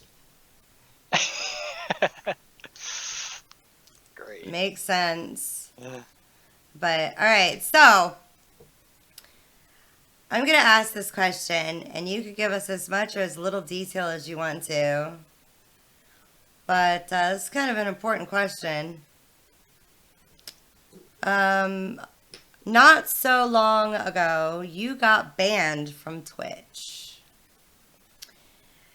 Yes. I want to know why, how long you were banned, Of course. how did they go about it, read us whatever this stuff is. I am going to kill my camera for a second because if I don't open this window, I'm going to die. So you start answering the question. Okay. I'm not going anywhere. I'll still hear everything you say, but tell us. So, I believe maybe one or two of the viewers were here that the night of what led up to it happened.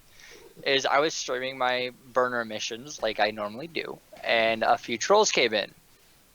and they started harassing us, giving us a hard time, saying that no, you're not doing this, no, this isn't the case. I didn't really react to it. I just kept on doing what I do. And if you ever play EVE Online, you'll know that there's a mechanic called war declarations, and they decided to massively war deck me. And what that does is it kind of disallows me to do what I was doing, but at the same time doesn't. So I was like, okay, you know what? I'll change gears. I'll go do something else. And then these people continued to follow me around in the game. It's an open world, which allows you to kind of do whatever the hell you want, in all honesty. But these people continued to follow me around and continued to cause problems. And eventually, I finished the stream. I didn't think much was wrong. And then the next morning, I was hanging out in another stream. I was typing along. And then I just got a message saying, you were banned. You've been banned. You can't talk and chat. I was like, okay. So I refreshed the page. I was like, this has got to be wrong. Didn't do anything. I don't think I did anything. What's going on? So I refreshed the page, and I was completely IP banned from Twitch. I was not allowed to go in and watch anybody's stream. I wasn't allowed to talk in any chats. When I went to the, you know how when you go to Twitch, you hit browse, and it has the list of friends and stuff that are streaming? I got a message saying, you were banned from Twitch. You can't do anything. I was completely IP banned out of Twitch. I did, to my knowledge, nothing wrong. I just woke up one morning, was talking in chat, and ended up banned. And the night before, I think there's a link here, but the night before, I had a bunch of people harassing me. And I was also, the night before, I was also DDoSed. My internet connection got completely choked up. Woohoo for a donation! Anyways, Thanks, Ed. I my love internet you. connection got choked up for 5 minutes, and I got a message later, how's it feel to be DDoS? And I just kind of ignored that. I let it continue on. I restarted the stream and continued on. So I'm not sure what happened. I don't know why I was banned, or they say, I'll give this away in the emails later, but at this point in time, I had no idea why I was banned, and I couldn't watch Twitch. So the first thing that I did was I opened up a ticket. I figured out there's a website that you go to for support tickets. You don't have to log in to try and repeal a ban. You give them your email, and they respond to your email. It's quite confusing, literally, because I was completely IP banned from the site. I couldn't log in, so you couldn't log in to open up a ticket. Normally, when you open up a ticket, you log in and you file your complaint or whatever when you're opening up a ticket.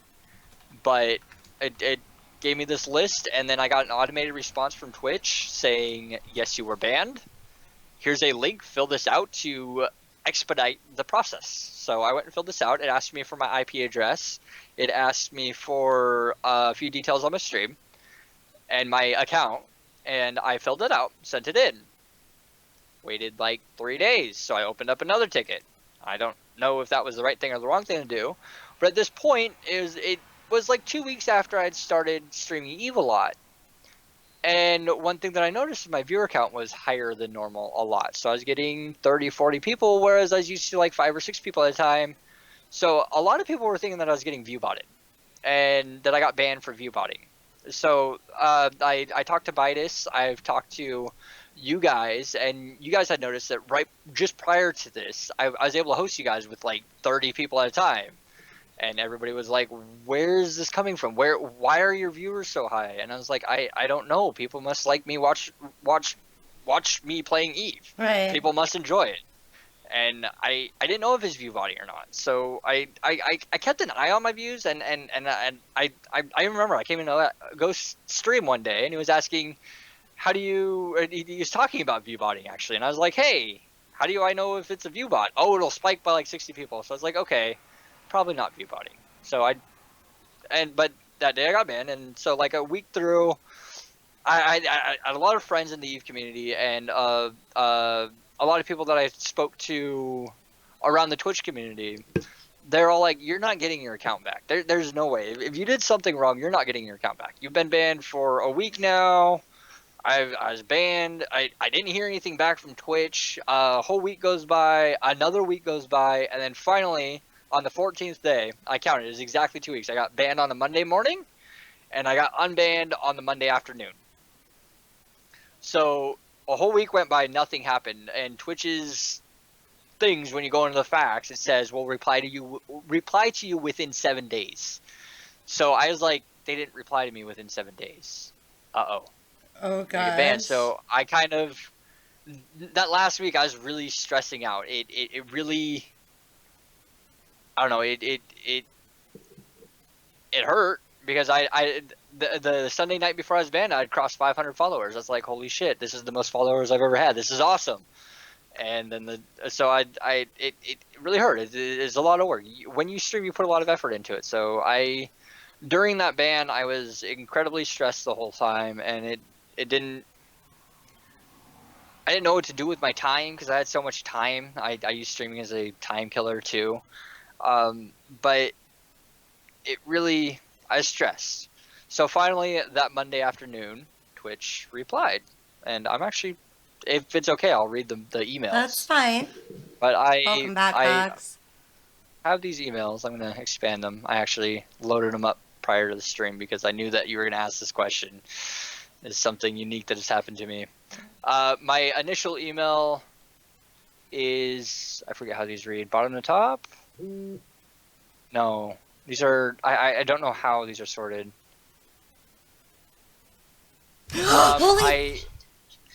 Sorry, Hatman, thank you for that donation. I You're amazing. initially opened up, the first ticket that I said is, no, that's not it. No, hold on. No, I replied. I'm trying to find the first email. I don't know how Gmail sorts these, and I may be missing something.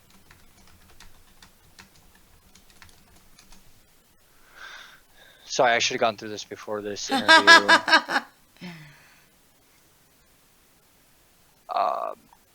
Anyways, my first email sent to them was that I don't know why I'm banned. Why am I banned? They sent back within an hour this automated response with their automated response was, your account was indefinitely suspended for distributing malicious content to other users. No, wait. Spoiler alert. Huh. Wait, hold on. Was that it? Virus. Yeah, pretty much. That's what they had said.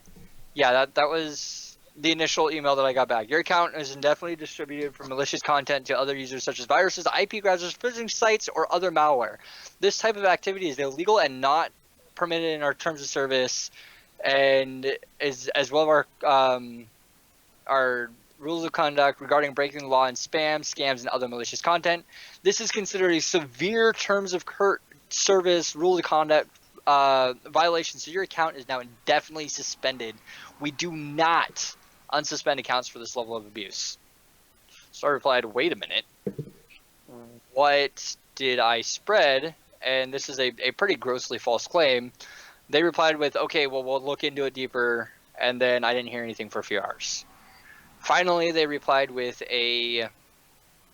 after further investigation, we have found that you were unknowingly spreading this content. I was like, well, okay, so please tell me what the content was that I was spreading. At this point, I was unbanned.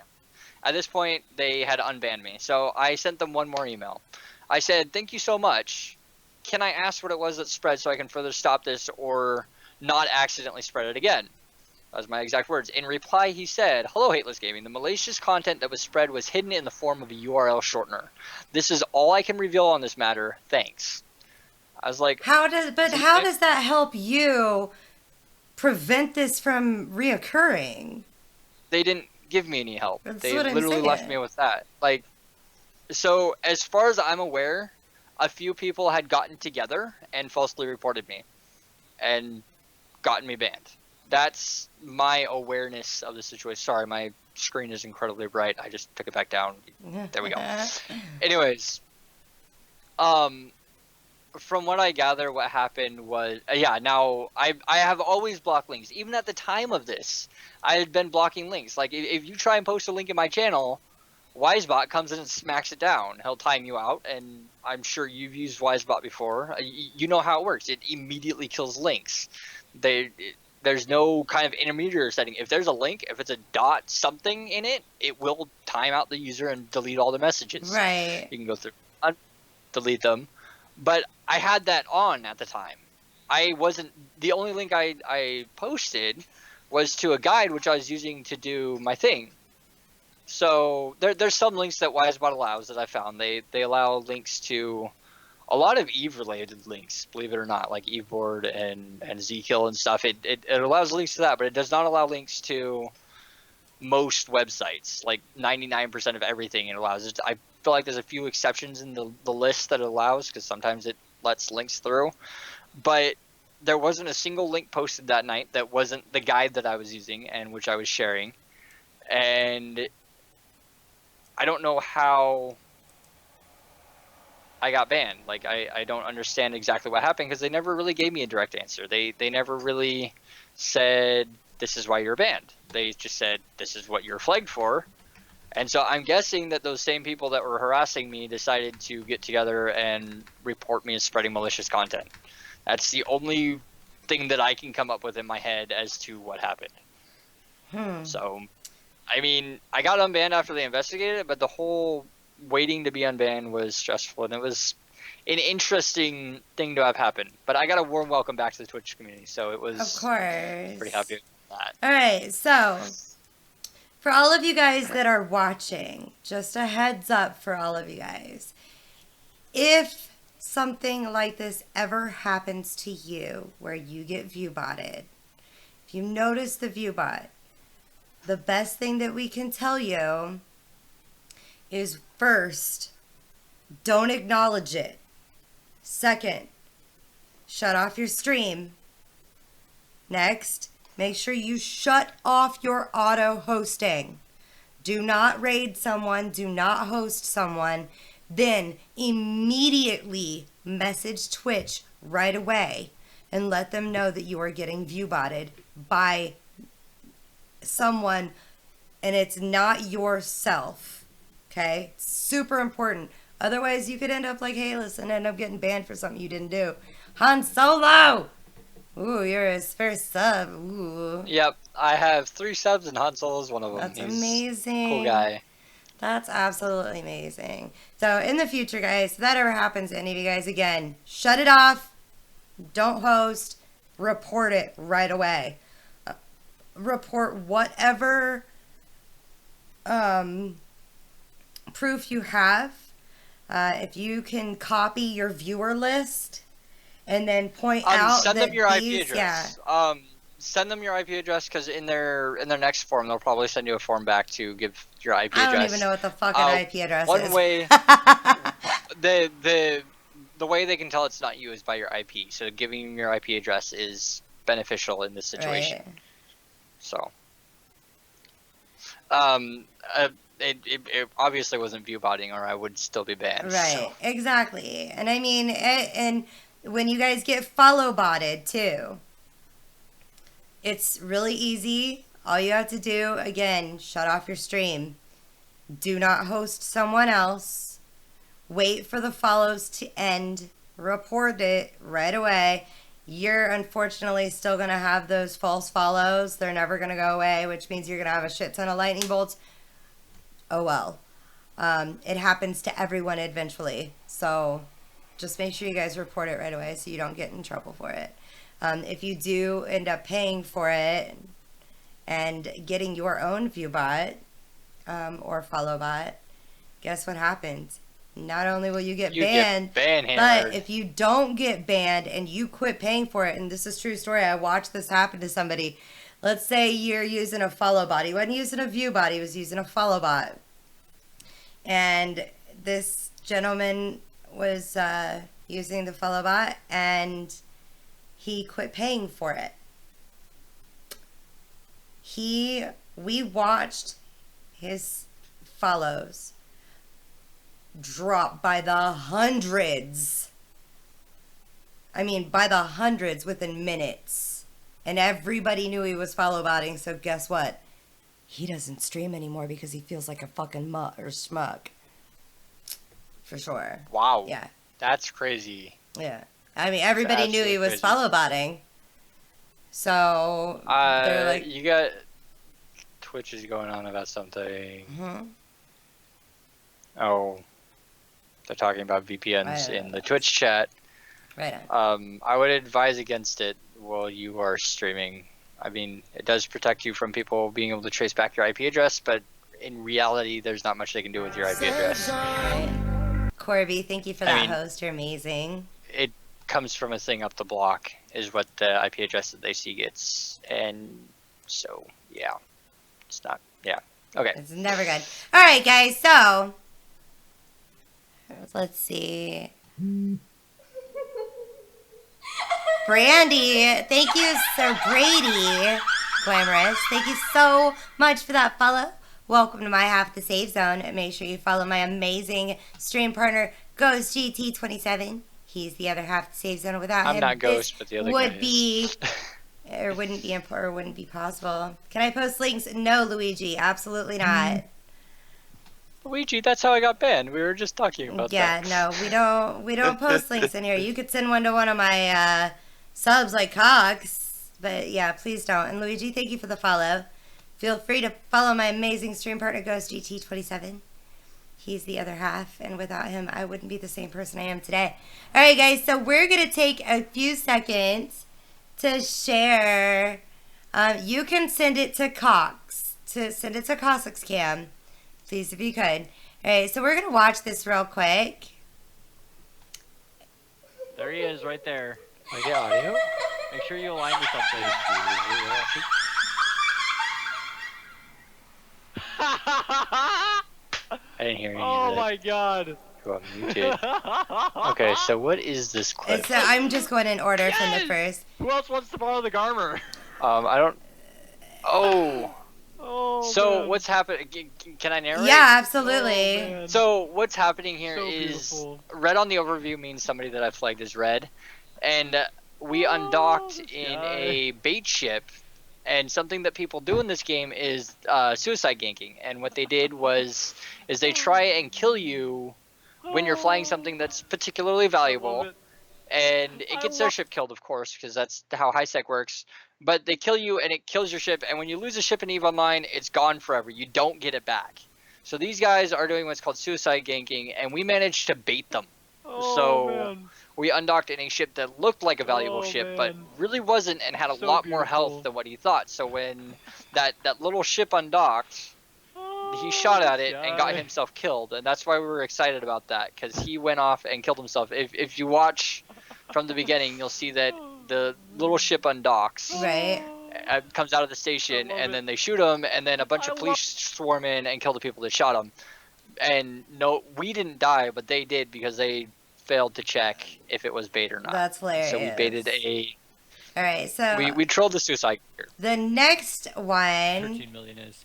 We got to orbit the Jaguar. You'll at see it in a 25K. second, and then you can Make tell sure that us. my You have a support green bad's headset on in this or you'll one. need us alive. Yeah, I broke that headset.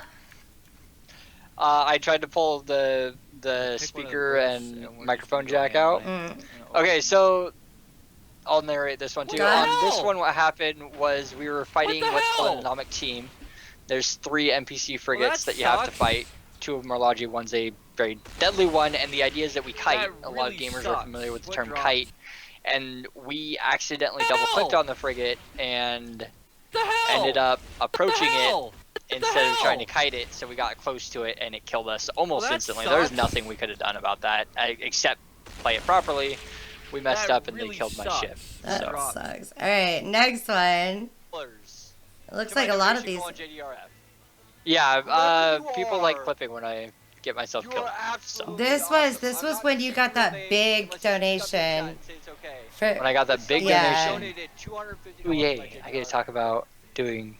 So, I'm trying to raise money for JDRF. You It's guys something are that's going on awesome. through the whole of next You month. guys are so awesome. And I don't care about my this ship is right the now. first You day guys that I was are raising money on awesome. JDRF, and somebody decided to donate $250.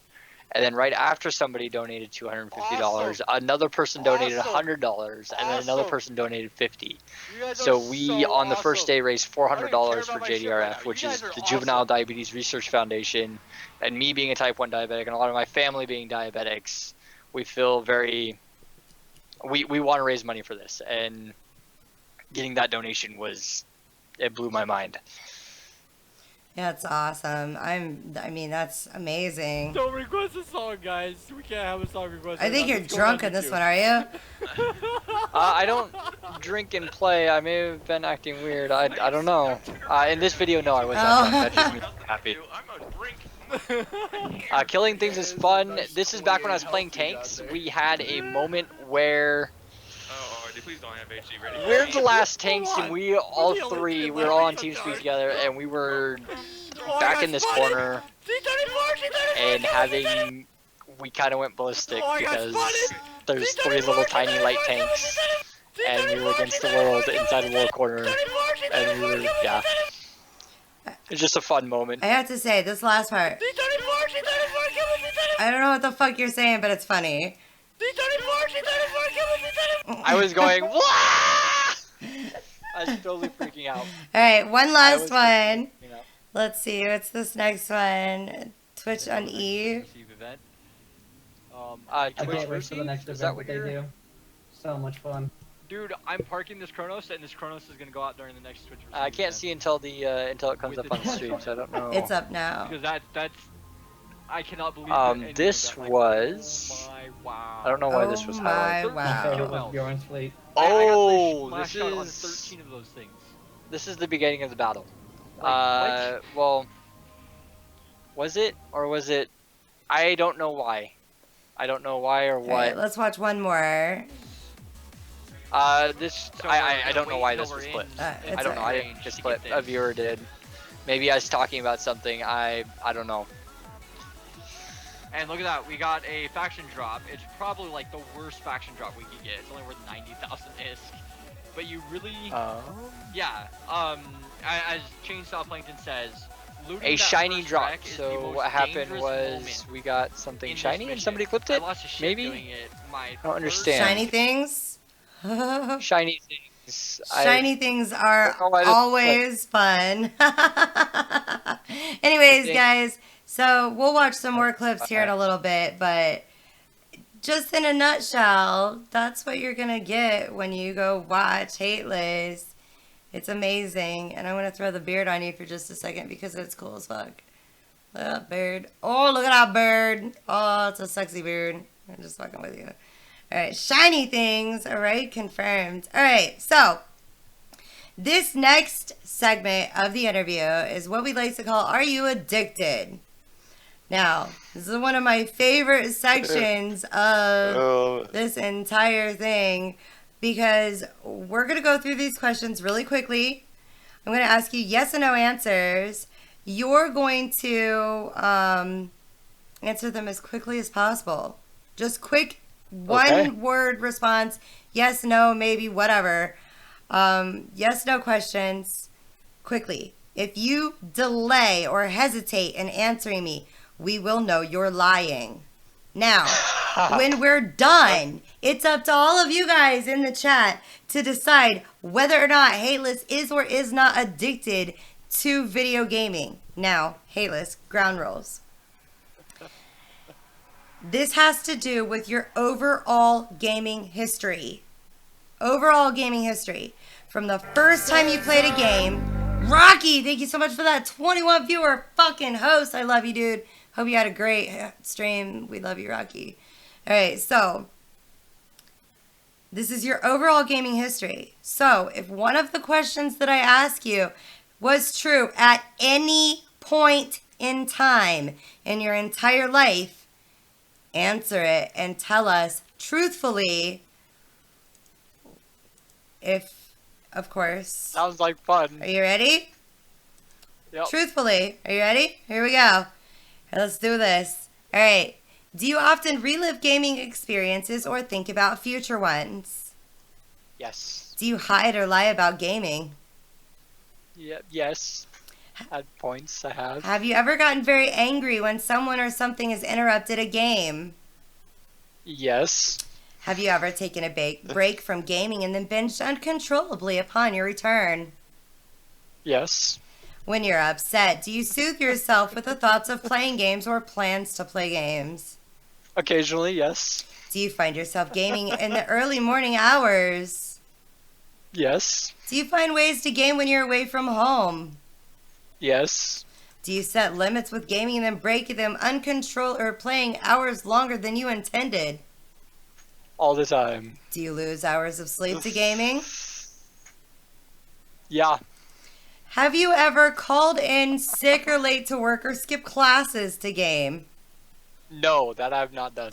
Have you ever sworn off a game, uninstalled it, and then later returned to it?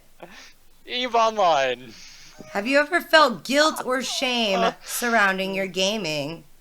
No. Has gaming contributed to arguments in your relationships? Yes.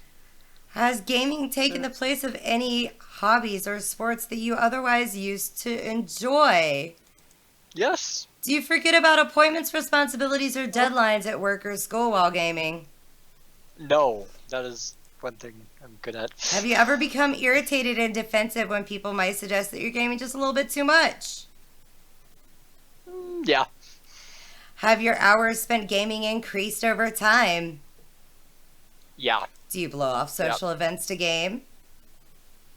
Yeah. Have you ever lost Happened. contact with friends or family since gaming? What's your choice? I'll come out and grab it. Yeah. Do you have intense feelings while gaming? Yeah. Do you eat while gaming or do you forget to eat while gaming? All the time. Are most of your friends gamers? Actually, no. Are gaming stories one of the most exciting topics of conversations for you? Ish. Maybe. I don't know. Do you read many game-related guides, articles, blogs? Yes. Do you fear a life without gaming? Not particularly. Do you get irritated and restless when you're away from games for a few days? No. Do you envy people who can game in moderation? No. Do you prefer your game character's identity to your own? No. Have you ever stolen anything to contribute to your gaming needs? Never. That is a big no-no. Do you think your life might be much better without games? No. Do you find yourself bored in life with almost anything else besides gaming? No.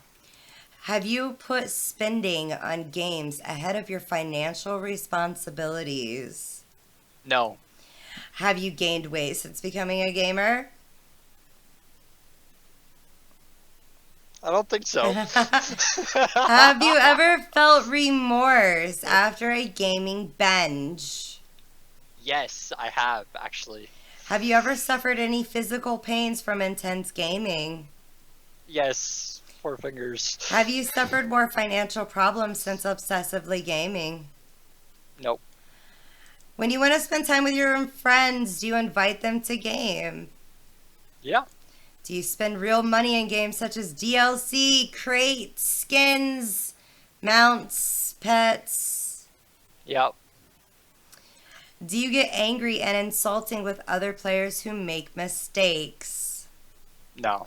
Have you ever tried limiting your game time by switching games? Yeah, that doesn't work so well. And Play the other game more. And lastly, are there people in your life that are worried about your gaming? No, not currently, but in the past, yes. All You right. said all, so I guess the answer would be yeah. There you go. All right, ladies and gentlemen, there you have it. Hayless_gaming in a nutshell. It's up to all of you, the viewers, to decide whether Hayless, is or is not addicted to chat. Spam that shit right now. I want to see what you guys have to say. Now, when that's all over with, I'm going to open the floor up to all of you guys for your questions and answers. I will ask you one favor. Make sure that you guys tag me at RochelleLD to ask your question. That way, none of the questions get lost. Do not have to ask them twice. I will get to every single one of you guys' questions. All right, so Reese says very addicted. Crochet says yes. Ghost said not addicted. Guy, semi-addicted. AJ Games, yup, addicted. I mean, it looks like you're addicted, I'm bro. getting news message a little bit behind. You're I think it's a good addiction.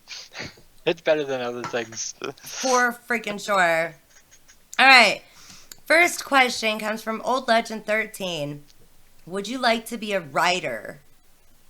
But there's something up with me. I am incapable of understanding punctuation. Writing is the last thing I want to do. Let's see. NVIDIA says, or Navia Dragon Rider says, not addicted. Han Solo addicted.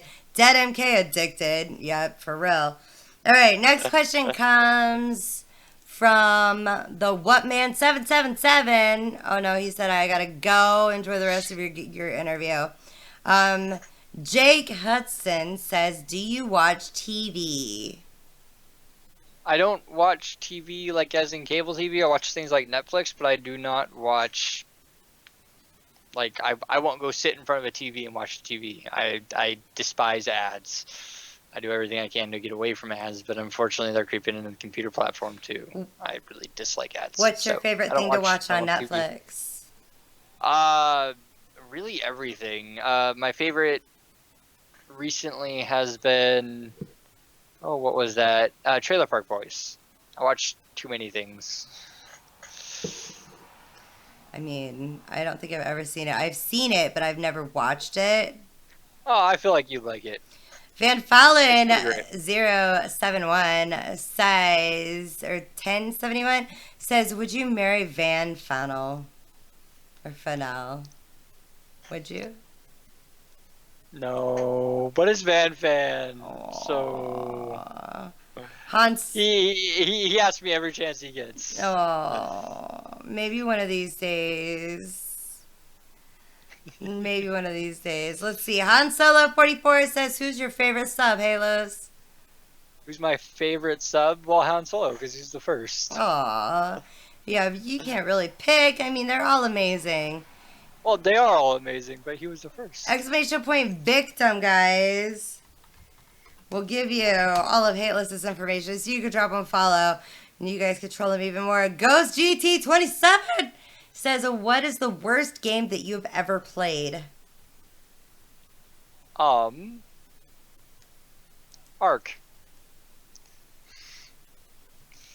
It had all kinds of issues at launch, and yeah, I didn't like it very much. There's been a few other really bad games. I could go on for that one quite a while. Go ahead, tell us. As far as recently, Ark, there's one that I played a lot. It was about skating, and I can't remember what it was called, but it was a skating game that was pretty bad. I try to avoid bad games, and if somebody says it's bad, I'm hesitant to get it. So I don't know. You know what? It's EVE Online. EVE Online is the worst game I've ever played. What? Because you're so addicted to it. All right, so do you want to open up your alerts and thank some followers? Because, I mean... yeah, I'll go check. Because I know you've had a few. You've had quite a few, I'm sure. Tony Hawk was amazing. Wrong dashboard. No, it wasn't Tony Hawk. It was not a skateboarding game. It was a roller skating game back on the original Xbox. I might be able to find the CD. I forget what it's called, but I still have the CD under my bed. I'm going to my Streamlabs dashboard. Let's see here. So, follows Arcane Red, Coscam, Crochet Dude, NVIDIA Dragon Rider, Overdone Orc, Franz, and... No, Franz... Overdone Orc and Franz... Overdone Orc is you, right? Yeah. No. Overdone Orc and Franz were when I was last streaming. But those four people, Arcane Red, Coscam, Crochet Dude, and NVIDIA Dragon Rider. Thank you for the follows. Thank you, thank you.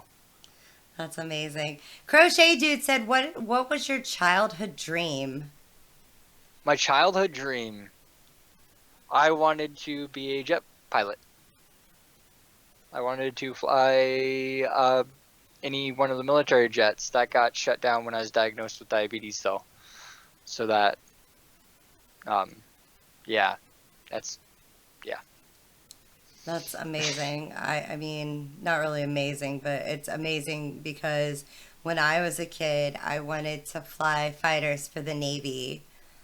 And I had the recruits came to my high school, and I walked up to him and I'm like, look, I'm about 2 or 3 hours away from having my private pilot's license. I want to fly for the Navy.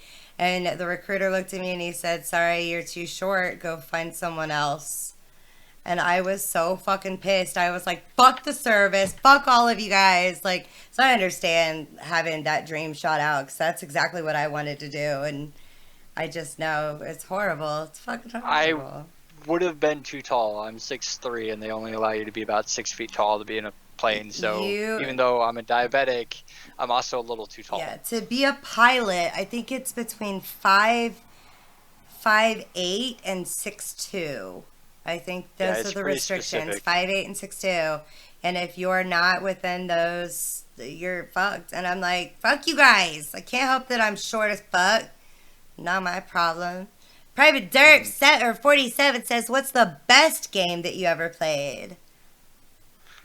The story, like, there's best games for different reasons. The best game as far as like story and what it brings you to do, Witcher 3. I know a lot of people say that. The best game for like my personal multiplayer, like multiplayer playing one-on-one with another player, has to be the StarCraft. And then my favorite game for sitting on a couch and playing with others is Halo. And then for being in a sandbox is EVE Online. Best can mean many things, and that's kind of best game. Pokemon was amazing. I loved Pokemon. That's awesome. Mr. Hipster, what's good? Again, for those of you guys that are just joining us or those that are watching on YouTube, this is interview night in the Safe Zone. It's the perfect time for you guys to get to know the streamer on a more personal level. Right now, we're in the middle of question and answer. If you guys ask all of your questions at Rochelle LD, I'll get to all of them. And these could be questions about life, about gaming. This is the way that you guys are going to get to know Hateless. We know how hard it is to go into a stream for the first time and not know anything about the streamer, not know what to say. I mean, you could be like, hey, what's up? And then not know anything else to say. If there's a question that you feel uncomfortable answering, we have this phrase called Snoop Nelson. Back in election time, everybody kept asking, who are you going to vote for? That was one of the big questions they asked. Who are you going to vote for? And I said, I'm going to vote for Willie Nelson. And the streamer I was interviewing said Snoop Dogg. So that was our running team with Snoop Nelson. Therefore, any questions you don't want to answer is Snoop Nelson. All right. So Jake Huston says, what do you do for a job? What do I do for a job? Right now, I'm not currently employed, but I am part of a union and I'm on a waiting list to go back to work. So as soon as I get a phone call, I go back to work as a blazer. That's awesome. Phantom, thank you so much for that host. You're amazing. All right, Guy says most energy drinks, and do not say the name of it. Most energy drinks that you've had in one day. 4. I hard cap myself at 4 because after I drink 4, I don't do too well. If I drink any more, I start to have chest pain, and it's not fun when you start feeling that way. So I cap myself at 4 a day. If I'm drinking 4, I won't drink anymore. Even if it's during like a 36-hour, that one time I did a 36-hour stream, I only drank 4 energy drinks. I cap myself at 4 from the time I woke up to the time I go to bed. I will not drink more caffeine than that. It's not safe. It's beyond what would be normally considered safe, and it's not good for you. So I cap myself hard at 4, no more than 4. Steven, I love you, and I'm sorry. I can drink 4 to 10 in a day. Red Bull gives you wings. Well, with drinking more, me being a diabetic, I can't. Right. I have to be cautious of things like that. Like even alcohol, I won't drink beyond my rate at all for alcohol because it just. Well, and not safe for me to alcohol do. is very dangerous for diabetics, and a lot of people don't understand that. DC Gaming, thank you for that host. You're amazing. It'll see what's good. But a lot of people don't realize that it's not the sugar intake in alcohol that will affect a diabetic. It's the yeast intake. Well, And- it's a few things. One thing is that the carbohydrates in alcohol is significant. So because alcohol is sugar, when you drink alcohol, a weird thing happens to your body, and that is for the first 12 hours, your blood sugar goes up. First few hours, it goes up. It gets really high. So an uneducated diabetic would drink alcohol. They take insulin for their blood sugar being high. 12 hours later, it's directly proportional to how much alcohol you drink, and for every person it's different. So you cannot educate a person on how this affects them. They have to drink alcohol and have it affect them. But what happens between 8 and 12 hours after consuming alcohol is your blood sugar drops. Right. And we don't know why, but there's a chemical reaction after your body has completely ridded itself of alcohol that happens that removes, I don't know what happens, but your blood sugar will drop. And it is not good to have a significant drop when you're already where you want to be, because then you're in a low blood sugar. And in most cases, you haven't even woken up yet. Exactly. You go like, into that I mean, diabetic coma. It's a good way to get yourself killed if you drink too much, and hangovers as a diabetic are not fun. I mean, throwing up as a diabetic, there's a lot more to take into consideration than I just threw up. You throw up and then you lose the carbs that you intake, but you don't know how many carbs you intake because you don't know how much you digested, and then you're kind of in a I don't know what to do. Or if you just took insulin and throw up, it's incredibly dangerous. You either have to force more food in your mouth or some sugar or something. It just, you don't think about these things when you're not a diabetic, but it's gets difficult. That sucks. DC with that zombie raid. Oh my god, DC dude, I love you. Thank you so much for that fucking raid. Mendax, what's good? Immortal King, Riddler, DC, the mailman, and DeVirus. Oh my god, I fucking love you guys. Thank you guys so much for coming along on that fucking raid. You're amazing. The mailman, thank you so much for that follow. Make sure you follow my amazing stream partner, Ghost GT27. He's the other half of the Safe Zone. Without him, this would not be possible. And thank you for the host as well. You guys are fucking amazing. I love you guys. Thank you so much for that fucking raid. Trusting us with all of your viewers. For any of you guys that are just joining, this is Hateless Gaming! Victim in the chat will give you all of his information. I am one half of the Safe Zone. My partner Ghost is the other half of the Safe Zone. And this is one of the many things that we do in the Safe Zone is interview you guys as streamers so that you guys get a little bit more recognition and can grow and expand your community. It's a great way for you guys to get to know them on a very personal level. That's what we're doing right now is question and answer. Feel free to ask whatever questions you want as long as you say @RochelleLD. Your question will be read off and he will answer them. We don't care what kind of questions they are. One of the crowd favorites is what color are your underwear? I'm surprised they haven't asked it yet. We'll see. Jake says, in high school, I wanted to be a repo man. And he also asked you had type 2, but you said you had type 1 diabetes? Yeah, I'm insulin dependent. I wear a insulin pump, which is, I can show you guys, it's literally attached to my stomach. And it's kind of like an IV into my stomach, and it's always giving me insulin. I have it here attached to myself. Yeah, there's like a little thing that goes into my stomach, and it keeps me alive. I've had this thing attached to me for the last 2 years, since I got it. And I love the thing. It's a good thing you have it, and I'm sure you do have a love-hate Looks like a relationship pager, with it, right? Oh yeah, no, because it's attached to me, I obviously don't take it off while I sleep. Gets wrapped all around my body. The only time this comes off, there's 2 instances. I'll let you figure out the second one. is when I get in water, and the other one's a little more personal. So sex and swimming. Yeah, pretty much. I mean, and showers. you don't have to censor yourself. This stream is rated M for mature. You'll hear plenty of profanity and sexual innuendos. If you're under the age of 18, please do not tell us. I don't want to know. You will be banned if you tell us. And viewer discretion is strongly advised. Well, it's attached right there. It's literally attached. I may as well show you guys, but I think you guys can see. Yeah, it's literally attached right there. I can disconnect it right here like that. It's kind of connected. It pushes a little plunger in and it gives me insulin 24/7. And then if I tell it to, it gives me more insulin whenever I eat. That's good. That's a brilliant thing. Almost all of my family has diabetes. I know it's rough, right? Z Mailman. I mean, I'm trying to raise money for JDRF because it's a good cause, and what JDRF has done already to improve the life of diabetics.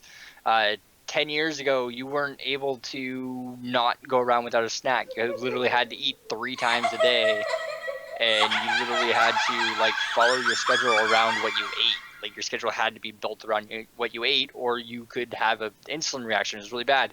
Now I could go a whole day without eating. It's not going to kill me. And it just in the last 10 years since I was diagnosed, what they've done to increase my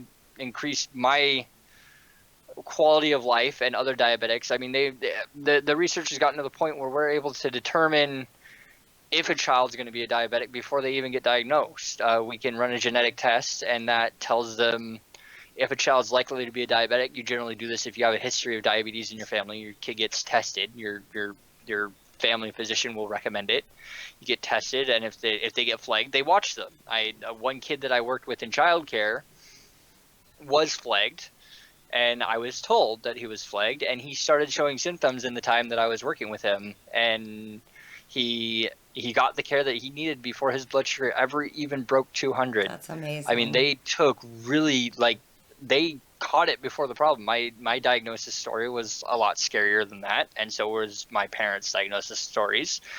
Most diabetics that were diagnosed prior to more than 10 years ago had a near-death experience because it damn near almost kills you before you find out that you have it.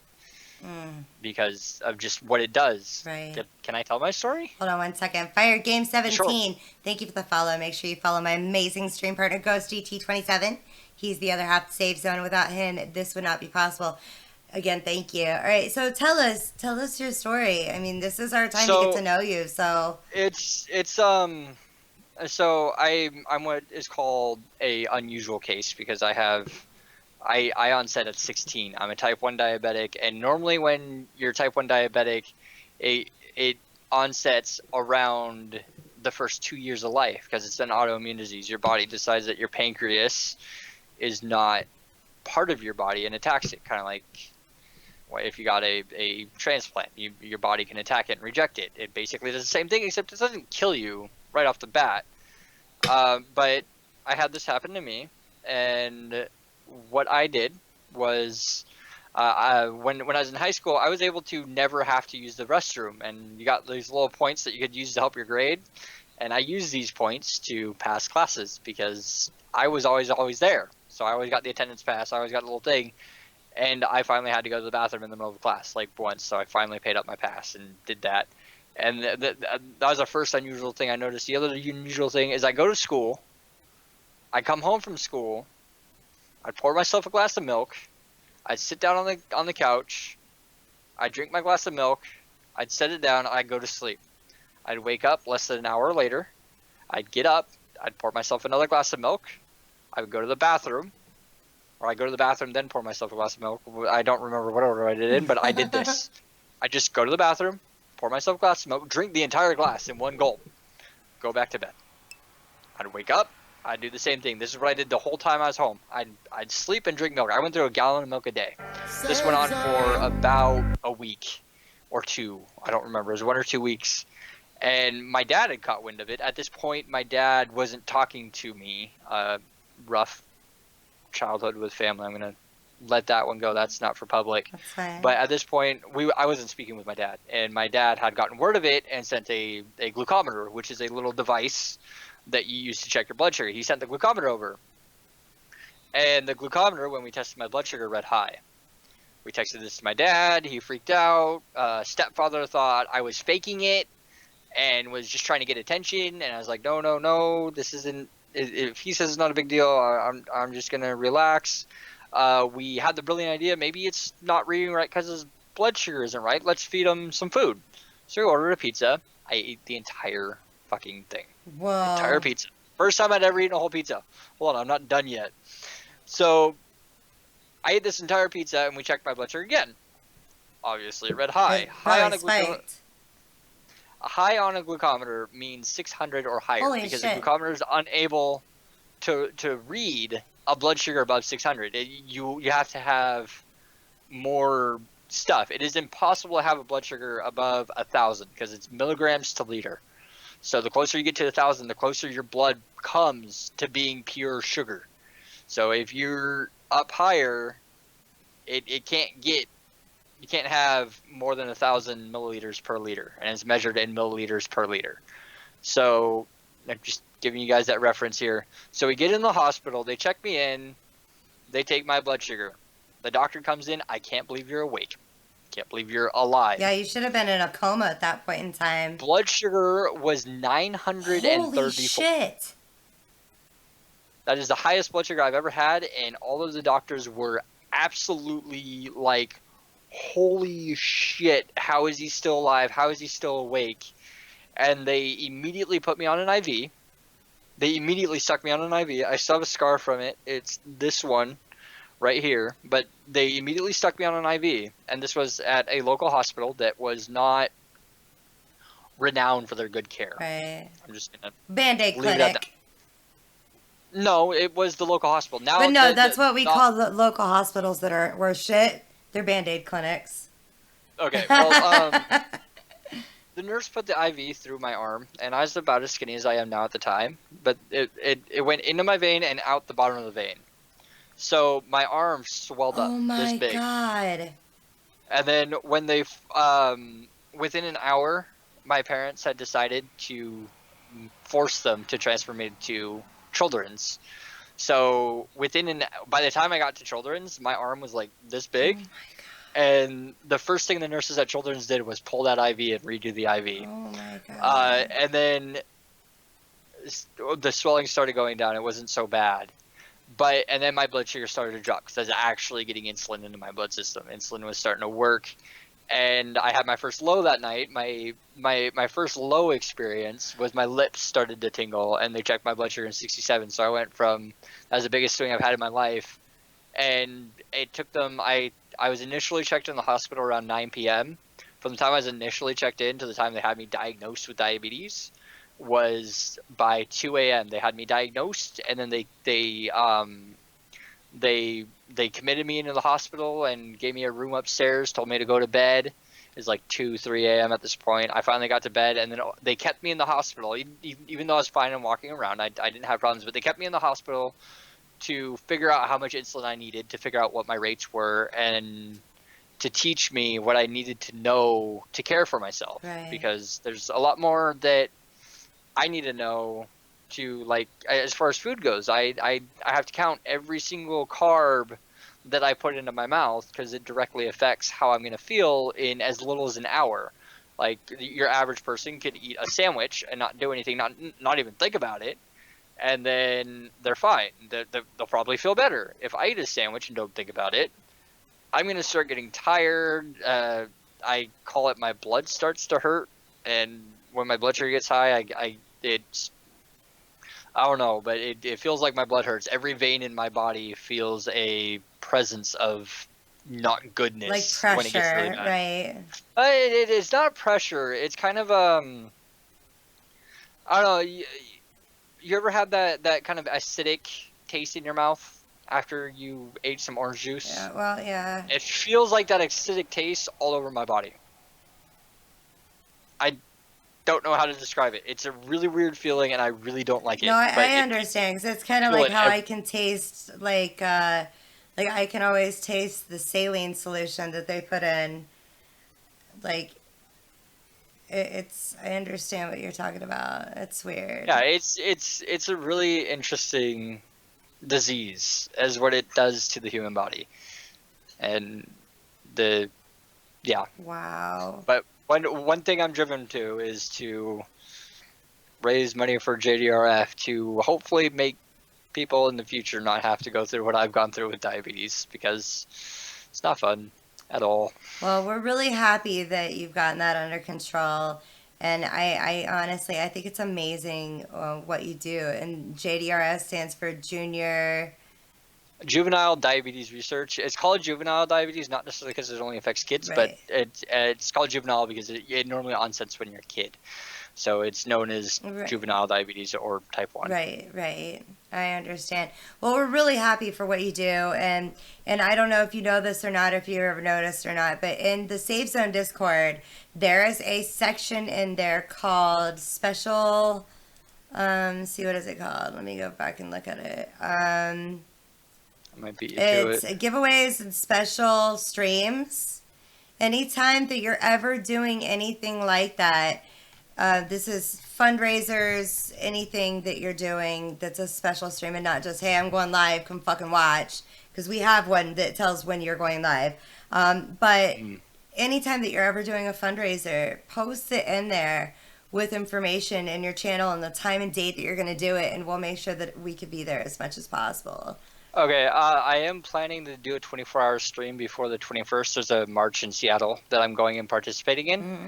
And I'm trying to raise as much money for that event as possible, because my sister I joined her fundraising team, and I want to work with her to raise as much money as possible. And my avenue is Twitch streaming. So It's amazing. there will in the future, within the next 20 days, be a 24-hour stream solely dedicated to raising money for JDRF. That's amazing. Again, make sure you post that in special streams. So I that definitely will. Yeah. Now I know where to post it in your channel. Make sure that you post Yeah. it in there. That way we can I'll probably start support you. advertising a week prior. That's fine. Post it in there as soon as you do, and feel free to post it again the day that you go live and say, hey, I'm doing this right now. So what's up, J3? How are you? All right, so Crochet Dude says, what kind of music do you like and why? My personal favorite is progressive rock, things like Rush and the 70 bands like that, like them. I really like the feel of wonder that they leave you. They tell a story. You got awesome guitar riffs. It swallows you in its story. And that favorite kind of music is Rush music, I guess, because Rush is pretty unique in what they do. But their music swallows you in a story, and really any music that can make you wonder, make you dream, I really, really like. That's awesome. Welcome back, DC. You're awesome.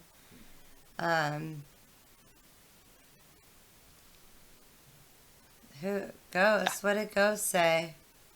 Ghost, what happened to you? Uh-oh. The mailman said, I'm sorry this happened to you, Ghost, but God have mercy on your soul. Ghost, what happened to you? Oh. Just saying. All right, Crochet Dude wants to know boxers or briefs, or do you wear panties? Briefs, because I like that they actually hold on and don't let everything 'Cause be I'm open. free Well, falling. Secure, being the active lifestyle that I live when I'm obviously not in front of a screen, but I'm a motorcyclist. I get out, I do stuff. I like the comfort of them. I don't know. Gotcha. This is Hateless. Hateless Hi, I'm Gaming. Hateless. Yeah, Riddler, you missed all the things. All right, Han Solo says, what game have you spent the most IRL money on? The most in real life money on a game, World of Tanks, I think without a doubt. Because I used to play that, and I've always subscribed to their thing, and I've bought a handful of tanks and a stupid amount of gold. So, Mailman yeah, just World of scared Tanks me. without a doubt. Before Tanks, I think it was EVE Online, Yeah. and then yeah. Goodness sakes, that's a lot. LC says he wants you to put a whoopee cushion on. If you don't know why he's saying that, you missed his interview. He got trashed and put a whoopee cushion costume on. He was dancing and doing headstands, and it was pretty amazing. What's up, Bad Cop? How are you? All right. Lil C also wants you to chug milk to do the gallon milk challenge. Probably wouldn't be a good idea for you. That would kill me. Yeah, it wouldn't be a good idea That for could you. quite easily kill me, because if I thought I was going to hold it and I took the insulin and then threw it up, I would, yeah. Yeah, no, that'd be horrible. Good way to hurt me. For real. All right, Lil C, the FMG. This goes back to his interview again. What do you do for a living? What I do for a living, right now I'm currently unemployed, so I just kind of get by. And when I'm working, I'm a glazer / part-time streamer. I try to be a streamer, but I'm a glazer. I install glass and build window frames on commercial side of things. So I know I don't look it, but that's what I do. It's amazing. Now, see, I didn't know what that's called because, like, I have our family company is in the construction world, but we are an excavation company, so we get the house before, during, and after the build. So I don't know all of those little. Glazer's not spelled how you think it is. It's GLAZIER. Right. It's spelled funny. That's funny. Lil C says, have you ever done acid? No. It took forever for anybody to get me to even try alcohol, and took even longer for friends to get me to try weed. And I don't like being high. I don't like it very much. I mean, it's fun. I see why people like it. I just don't like it. I don't like feeling off, and when I play video games high, I get lost in the game. It's pretty bad. So I don't drink or do drugs often because I just don't like the feel, and it all affects my diabetes. Yeah. Trixie, what's up? Oh, I love you, Trixie. Trixie's awesome. Yeah, I've watched her quite a few I love times. Trixie. I do have to say, like, I play better when I'm fucked up. Otherwise, my ADD is like, oh look. Like, have you ever heard the story why I'm not allowed to play Skyrim online anymore? Or stream Skyrim anymore? This is great. Yeah, I'm not allowed to stream Skyrim anymore because there may have been a few times that I was streaming it, and I may have chased a fox around for hours and gotten lost, and then I may have, gotten pissed off because all the people that come into your channel and they try to tell you exactly how to play and what to do and where to go. It was pissing me off.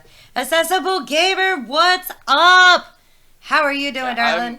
I'm more like that if I'm intoxicated. I am more likely to wander off and completely forget what I was doing.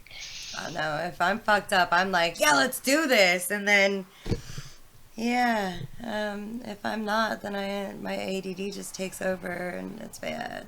All right, so the What Man 777 says, what advice do you have for new streamers? New streamers, go out there, turn the camera on whenever you're playing, and find something that you enjoy. Don't play games for views. Don't do that. Play a game that you enjoy, because if you enjoy and are having fun, people will come by and watch. You just have to do something that you're enjoying. It can't be the game I play. I've seen the game have viewers as low as 50 people, the whole game. And when somebody is playing that game that actually enjoys the game, viewers skyrocket. It's all about finding something that you enjoy doing and that you can actually say that you're having fun. You can't say, oh, well, if you're not enjoying it, it shows. It really does. It does. And people leave. And Mailman, thank you so much for hanging out and the follow. You're amazing. Make sure you come back. Ghost and I stream Monday through Saturday, starting at 8 p.m. Eastern Standard Time.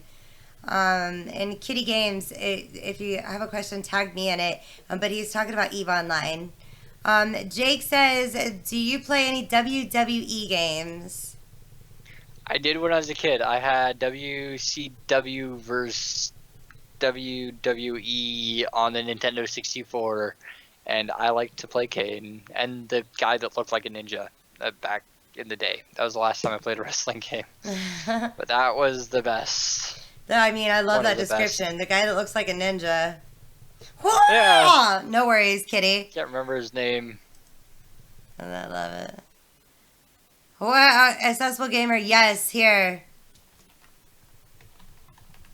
There you go. There's one question that somebody asked that I think needs to be answered. Hold on, wait. Was it tagged to me? I believe it was. Okay, well then wait, because we'll get to them in order, because there's a lot of them. Okay. Okay, so I've got them all stacked up at the top of my screen. We'll get to all of them before we end. All right, Trixie Jim wants to know, what is the most embarrassing thing one. that ever happened to you? Yeah, no, I get to all of the questions.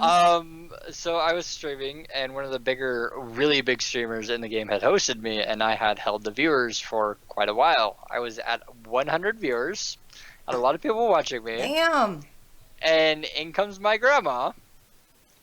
You need to be quiet. Turn off your games now.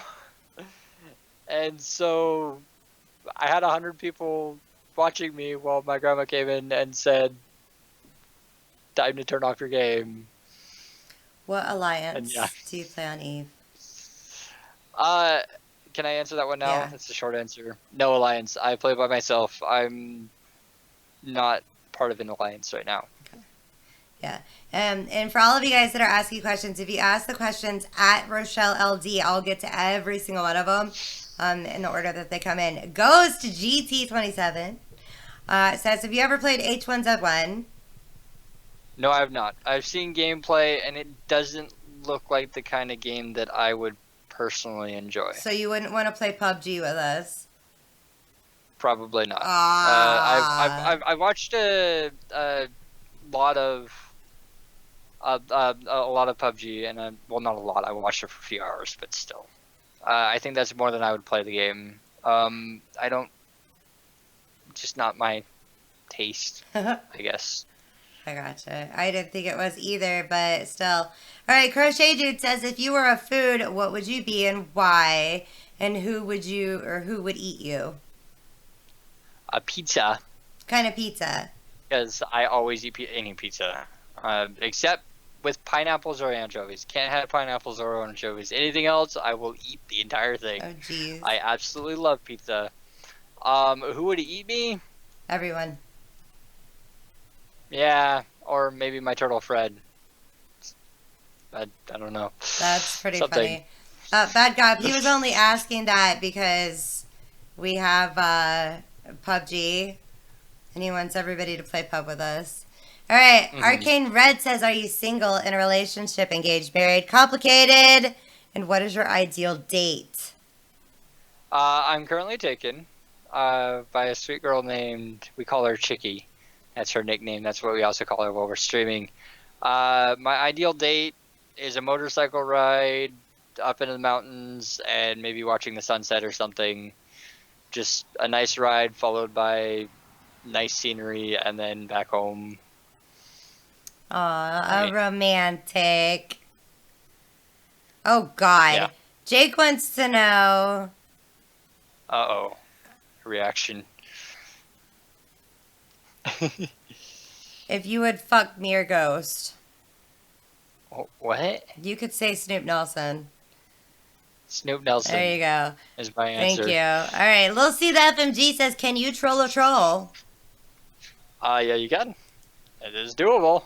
It is not easy, but it is doable. There you go. The What Man says, what is your favorite food? We already went over this. It's pizza, without a doubt. I absolutely love pizza. I know, but I'm just reading the questions in order. Lil C the FMG says, can you braid your beard for us?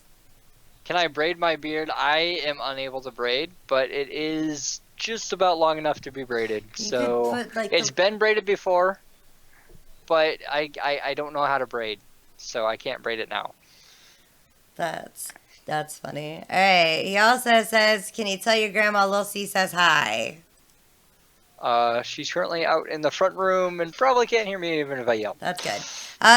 Gamal Knox, who is aka Accessible Gamer, says, "Could you please inform this kind gentleman that Karma Fleet is recruiting?" I'm well aware Karma Fleet's recruiting, and I've gotten messages from them in game. He really just wants you to play with him. That's what it is. Gamal's awesome. I do viewer fleets. We did one today. We had a lot of fun. I'm not part of a corp because I don't want to be part of the drama, and I just kind of like doing my own thing. So, Gotcha. Yeah. Lil C the FMC says, do you live with your gam? I do live with my gam. I also live with my dada. Aw, that's awesome. Bad Gob says, Bad Gob, you changed your name. What? Bad Gob changed his name. What was it? Bad Gob 01? Is that what it was before? Bad Gob, you need to spell your name out with me so I could transfer your points, please. He says, have you ever tried kangaroo steaks? Purple because aliens wear hats. Huh? No. That's my response to that question. I don't know what a kangaroo steak is. A kangaroo steak. Like, have you ever eaten at Burger King? Oh, you mean like an actual... Like kangaroo Okay, steaks, no, like food? No, Okay. I've never eaten kangaroo. Have you ever eaten at Burger King? Yeah. You've probably eaten kangaroo.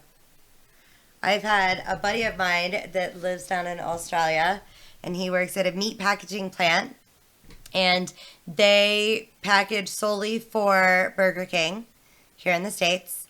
And I asked him one day if there is any kangaroo in the meat, and he said, yes, but I'm not legally allowed to tell you for sure. And he said, but yes. So Oh dear. I'm sorry, but kangaroo meat, if it's Oh, Burger dear. King and kangaroo meat is Burger King, I'm down. That's some good shit. Oh dear. Ghost, I just like telling the story, honey. It's fine. It's fine. It's fine. It's Bolivia. It's fine. All right. Let's see. Trixie Jim says, what is the meaning of life? 47.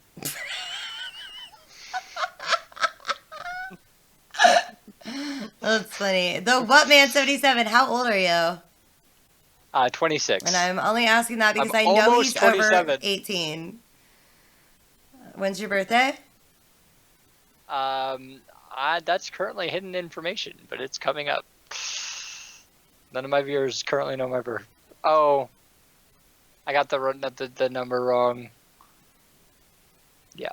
It's Anyways. 42. I don't understand. Yeah, it's a joke.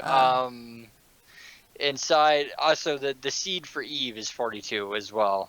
But at the end of The Hitchhiker's Guide to the Galaxy, they answered the meaning of life is 42. That's funny. It's a joke. The diggiest of diggies. What's up, Prodigy? How are you? All right. Solus Havoc says, have you ever played WoW? Once or twice. Just that's it. I could not get into it. I tried. I started going out and killing things and started taking quests and played it for like 6 or 7 hours, and I'm like, you know what, this isn't my kind of game. I just didn't like it. I'm incredibly picky about the games I play. If anybody ever wants to know what games I play, the games that I play, I am extremely picky about, and I'm very slow to attach to the game. But once I do attach to a game, I play it for years. I mean, it happens. Lil C, Yeah. you're such a fucking troll. He wants to know if he could hook up with your gam. No. You could tell him off. I mean, My gam belongs to my grandfather, who was deceased before I was born, so no. negative, Ghost Rider, negative. Jake, I already asked that question. Lil C wants to know if your gam likes pizza. Yes, she does. Sorry, Yeah. Is she the best cook that you've ever met? Yeah. Yeah. Yeah. I'd have to say so. I mean, I know most grandmas are the best cooks in the world. Trixie says, do you believe in ghosts or anything supernatural? If so, tell us what you believe and any kind of ghost stories you may have. I believe in aliens. Okay. Do you have any stories about aliens? I do, actually. Okay. I used to think I saw them in the sky all the time, but that has been since in my head been confirmed to be planes. I also had one really interesting experience. A couple interesting experiences growing up. Mm-hmm. Some random holes appeared in my ceiling. I have no idea what that was about, but random holes how appeared in my big were ceiling. the I holes? thought they were aliens. About yay big. But they just randomly appeared in my ceiling, and my mom caught me poking at them one day and thought that I put the holes in. So it wasn't. They thought it was me, but it wasn't me. The holes randomly appeared in my ceiling. And then one time I was about 15 or so, and I was laying on the couch in the living room watching TV, and I saw. It wasn't cigar shaped, but it had it was big. It was really big, and it had thrusters on it that were orange. They glowed bright orange, and it took up the entire rear half of it. And I watched this thing turn and then fly off. Just it came into view on my window, and it caught my attention, and I was like, "What?" And I still have no explanation as to what this object was. It was dark, so I didn't see the whole structure or object, whatever it was. But it was a bright orange light.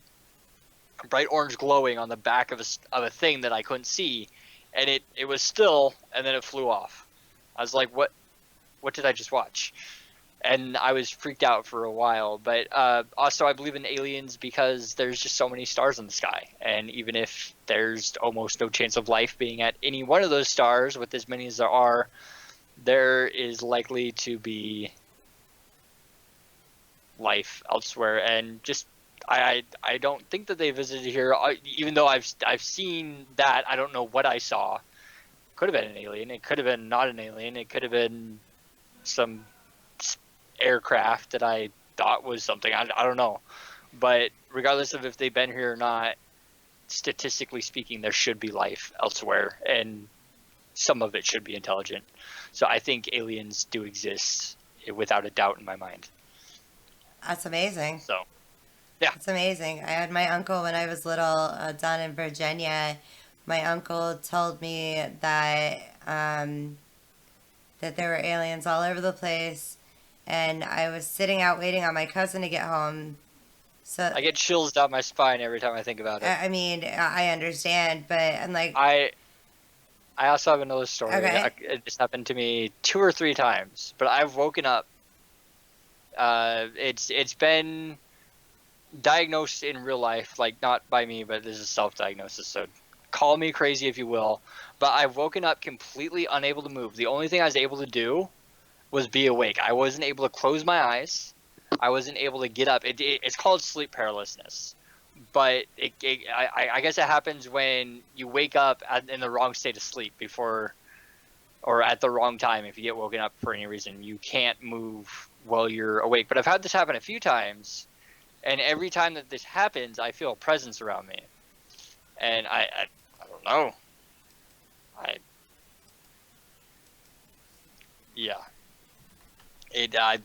I've woken up completely unable to move, aware of what was around me, only what I could see, and like just directly in front of me. I wasn't able to move my head. I wasn't able to get up. Like I had to go back to sleep in order to move again. Like yeah, they're saying it's sleep paralysis, but I've had this happen a few times, and every time I feel a presence around me. But tinfoil hat time. I mean, have you ever played Alien Isolation? no, I have not. Would you? Probably.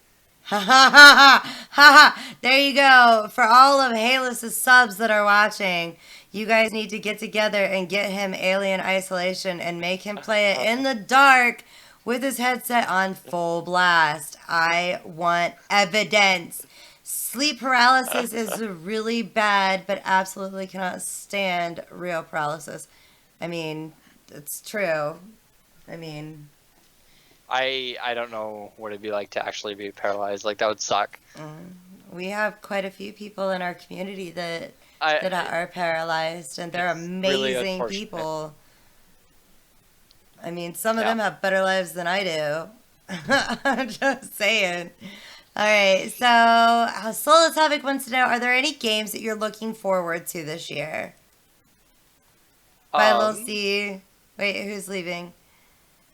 There's some new content in Eve that I'm looking forward to, and a microtransaction on Diablo that I'm looking forward to. But as far as games, I don't really look forward to games so much to speak, because I'm that skeptical guy that when a game comes out, I like to watch it for a while before I even think about buying it, because what's happened in the past is a lot of games have come out before they're ready. And I see that happening more and more. And as people continue to buy games, pre-order them and whatnot, games are getting worse and worse. And I don't like the way that the whole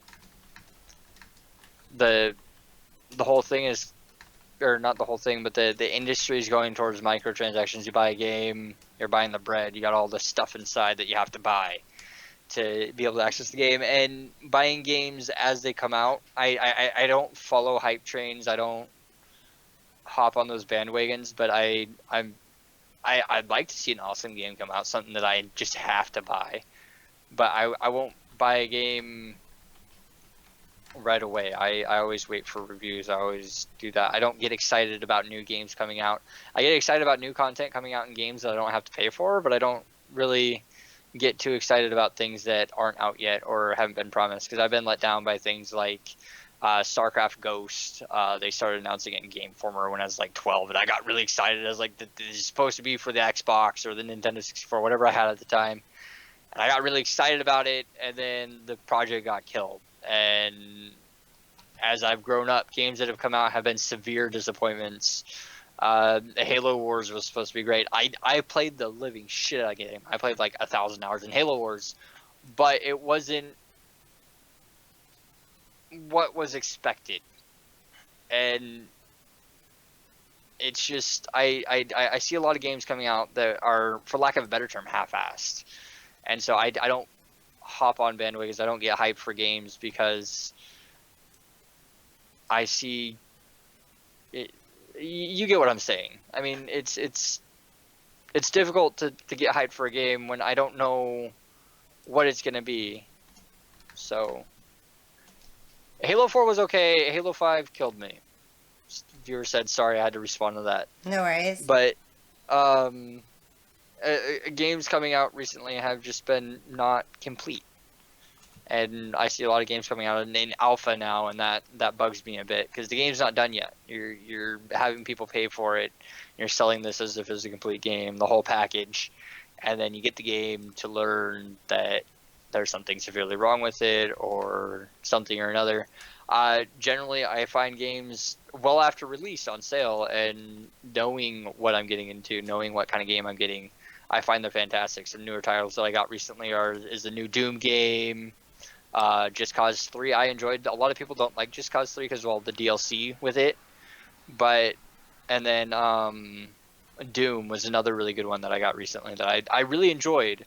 But I waited a while until they got the reviews, so I saw what the gameplay was like, and I actually was like, okay, you know what? Finally bite the bullet on this game.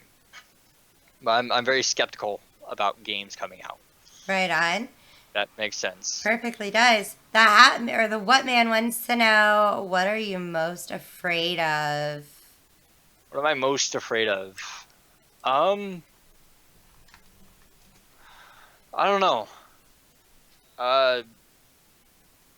Things going bad, losing people in my life. I don't like losing people that are close to me. Mm-hmm. Like I don't want to lose my parents, my sister. I guess I care more for others than myself. I'm more afraid of seeing others get hurt than myself. So I'm not personally terrified of anything. I feel fear, obviously, but I mean, I'm more concerned with others than myself. So I'm most afraid of losing those that are close to me. Right. So. I mean, that makes perfect sense. loss is such a hard thing to cope with and deal with that it's I don't know, it's hard. All right, guys, so if you guys have any other questions, make sure that you get them answered now. I'm going to cut off the questions because it's almost time for the after party with my amazing stream partner, Ghost GT27. So I'm going to answer the questions that we have here, and then we're going to cut it off. Trixie Jim said, if you could live any time in history, what era would you pick? Would I have to bring the fact that I'm a diabetic with me? Because that's greatly weighs in it. Because I'm a diabetic, if I lived any time before 1920, I'd be a dead man. But aside from that fact, I would have really liked to live in the Renaissance era. There was a lot of growth in humanity, and we learned a lot during that time, and it would have been cool to see that happening because so much drastically changed in those couple hundred years. In the way we see the world, everything around our lives.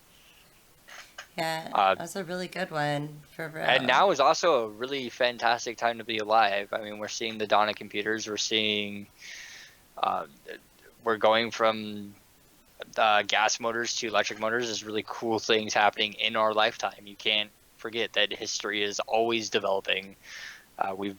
Everybody here in the stream has been part of some significant historical events. I'm not going to say 9/11 because that's not. It's a big event, but it wasn't like as historic as things like what's going to be written in the textbooks, the advent of computers, how the internet has shaped our culture and our history. It's just what has happened. Twitch is something that's probably going to be in textbooks one day because a lot of crazy people decided to put themselves on the internet and play video games. I mean, what has happened in the past like 20 years has been huge for humanity, let alone now's a great time to be alive. A lot is happening now. So either in the Renaissance area where we saw that significant growth, we learned about mechanics, we learned about science and developing and learning. It was great. For sure. Let's see, the next one. Solus Havoc says you should play DVD with us. DVD. Dead by Daylight. Oh. I know very little about that game. Why? I don't know anything about it.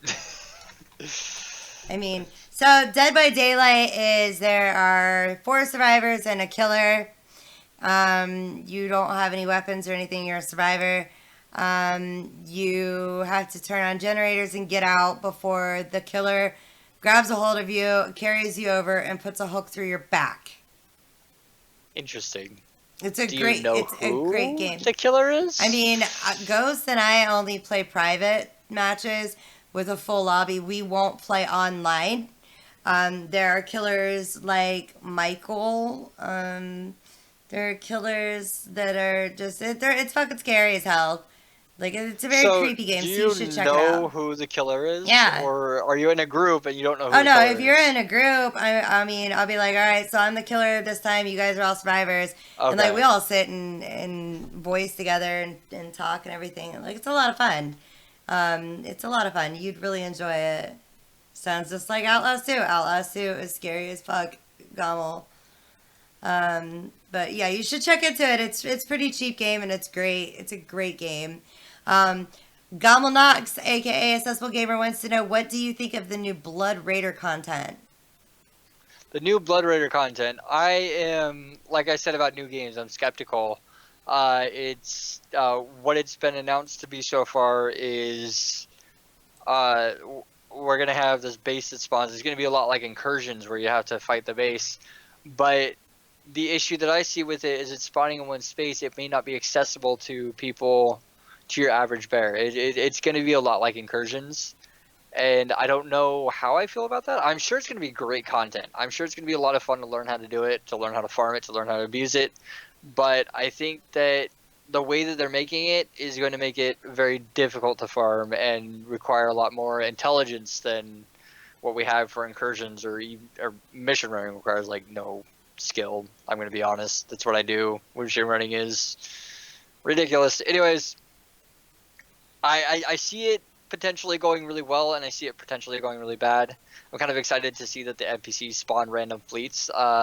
One during the mass test, they brought in a fleet of a handful of carriers, and the NPCs decided to spawn 600 cruisers to fight it. Like, okay, carriers got whelped, but that was cool. That's funny. So, I mean, interesting things are going to come out of it, and I'm sure we're going to hear about some awesome lost mails from it. So I'm kind of excited to see it, but I don't think that I'm personally going to get to enjoy the content because it's going to be a nullsec thing. That's awesome. And I have to say, Sergeant Whale Nipple, that is the best name ever. What's going on? How are you doing? Sergeant Whale Nipple. It's a great fucking name. He is awesome. All right. Guy wants to know, what is your favorite Chuck Norris joke? And please finish your ghost alien story. I finished Ghost Alien. I thought you Story, did too. didn't I? Yeah, you did. Favorite Chuck Norris joke is that the cure for diabetes lies in Chuck Norris's tears, but Chuck Norris has yet to cry.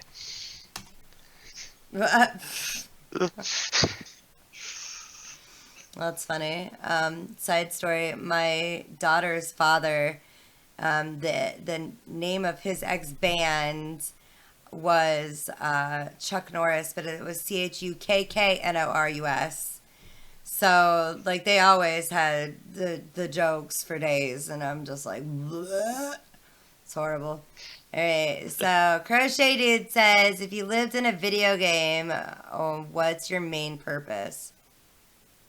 If I lived in a video game main purpose, what game would I want to live in, or like main purpose in a game, like if I was a character in a game? Oh, hi Doom, love you. If you came in, I guess I'll answer both. Yeah. If I wanted to live in a game, I'd want to be a Capsulator in Eve. Oh, what? Because a Capsulator in Eve. In Eve Online, what you play as is a Capsulator. And being a Capsulator means immortality. You would be, when you die, your consciousness gets transferred onto another clone. So it would be cool to have that. And then also the unlimited freedom that Eve brings. You can go to the stars. It'd be really cool. But as a role in a game, I would either be the character that wants to kill the bad guys, the character that wants to be there killing the NPCs with you. I wouldn't necessarily want to be the main character because he has crazy things happen to him. okay, and the other half of it. Well, I want to be the Capsulator. That's what I said for the other half. Okay, it was like Yeah. Duh. Right. I kind of rolled from one to the second. Okay, I'm sorry. I got you. And Sergeant Whale Nipple, this is interview night. Hold on, I can't hear anything. This is interview night. We do these interviews so that you guys get a chance to get to know the streamer on a whole different level, more personal, intimate level. That way you have things to talk about when you go in there. It'll help you grow your stream. It'll help you better your stream. And it helps to expand your community. It's just an overall great thing to say. And Guy, thank you so much for the follow. Welcome to my Half the Safe Zone. Make sure you follow my amazing stream partner, Ghost, GT27. He's the other half of the Safe Zone. These guys are awesome, by the way. They don't play Eve, but they're awesome. Oh, thank you. Without him, this would not be possible. Like, he's the other half, so that's important. Now, Ghost, I have 2 questions left. Arcane says, if you could dress up as any character like cosplay and obtain, well, not like cosplay, but whatever, that's normally your question, and obtain their abilities, who would it be and why? Any characters cosplay, and obtain their abilities. Mm-hmm. Deadpool. Mm. But I have something for you. Hold on. Okay. What's up, Zelthrock? How are you?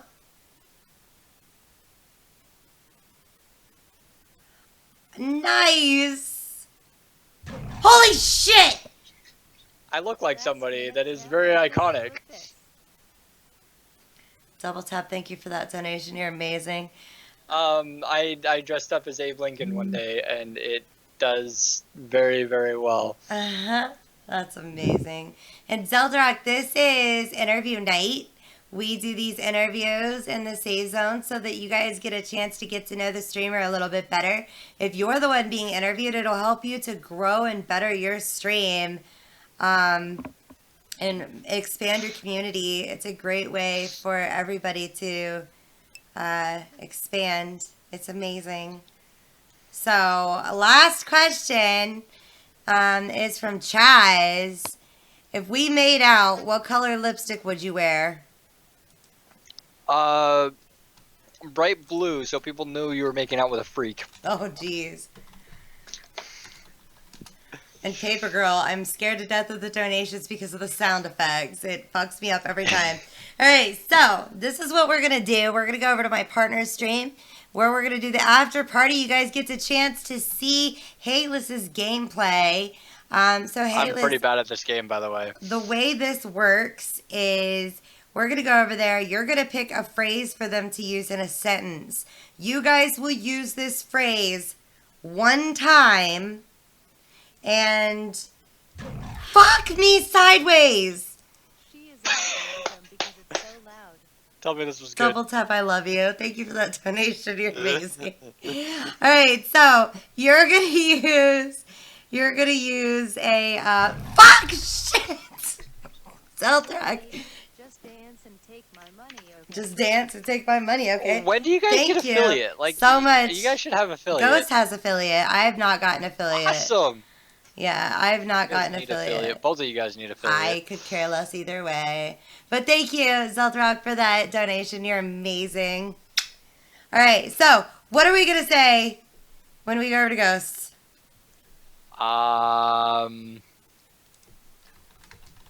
Sir Fredrickson III wants you to have a good day. Fred's my turtle. So. Say. And does it have to be Surf. one word? Sir Hold Fredrickson on. the Third.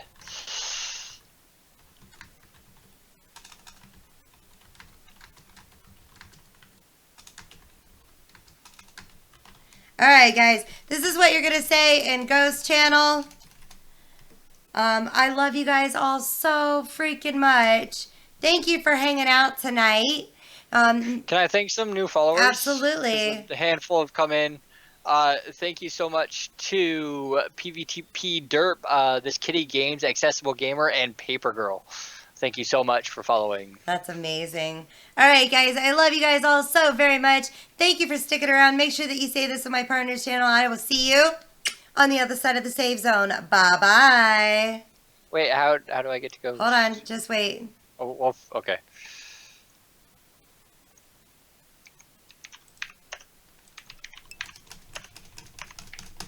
Oh, I'm so used to... You already switched? Yeah. I'm so used to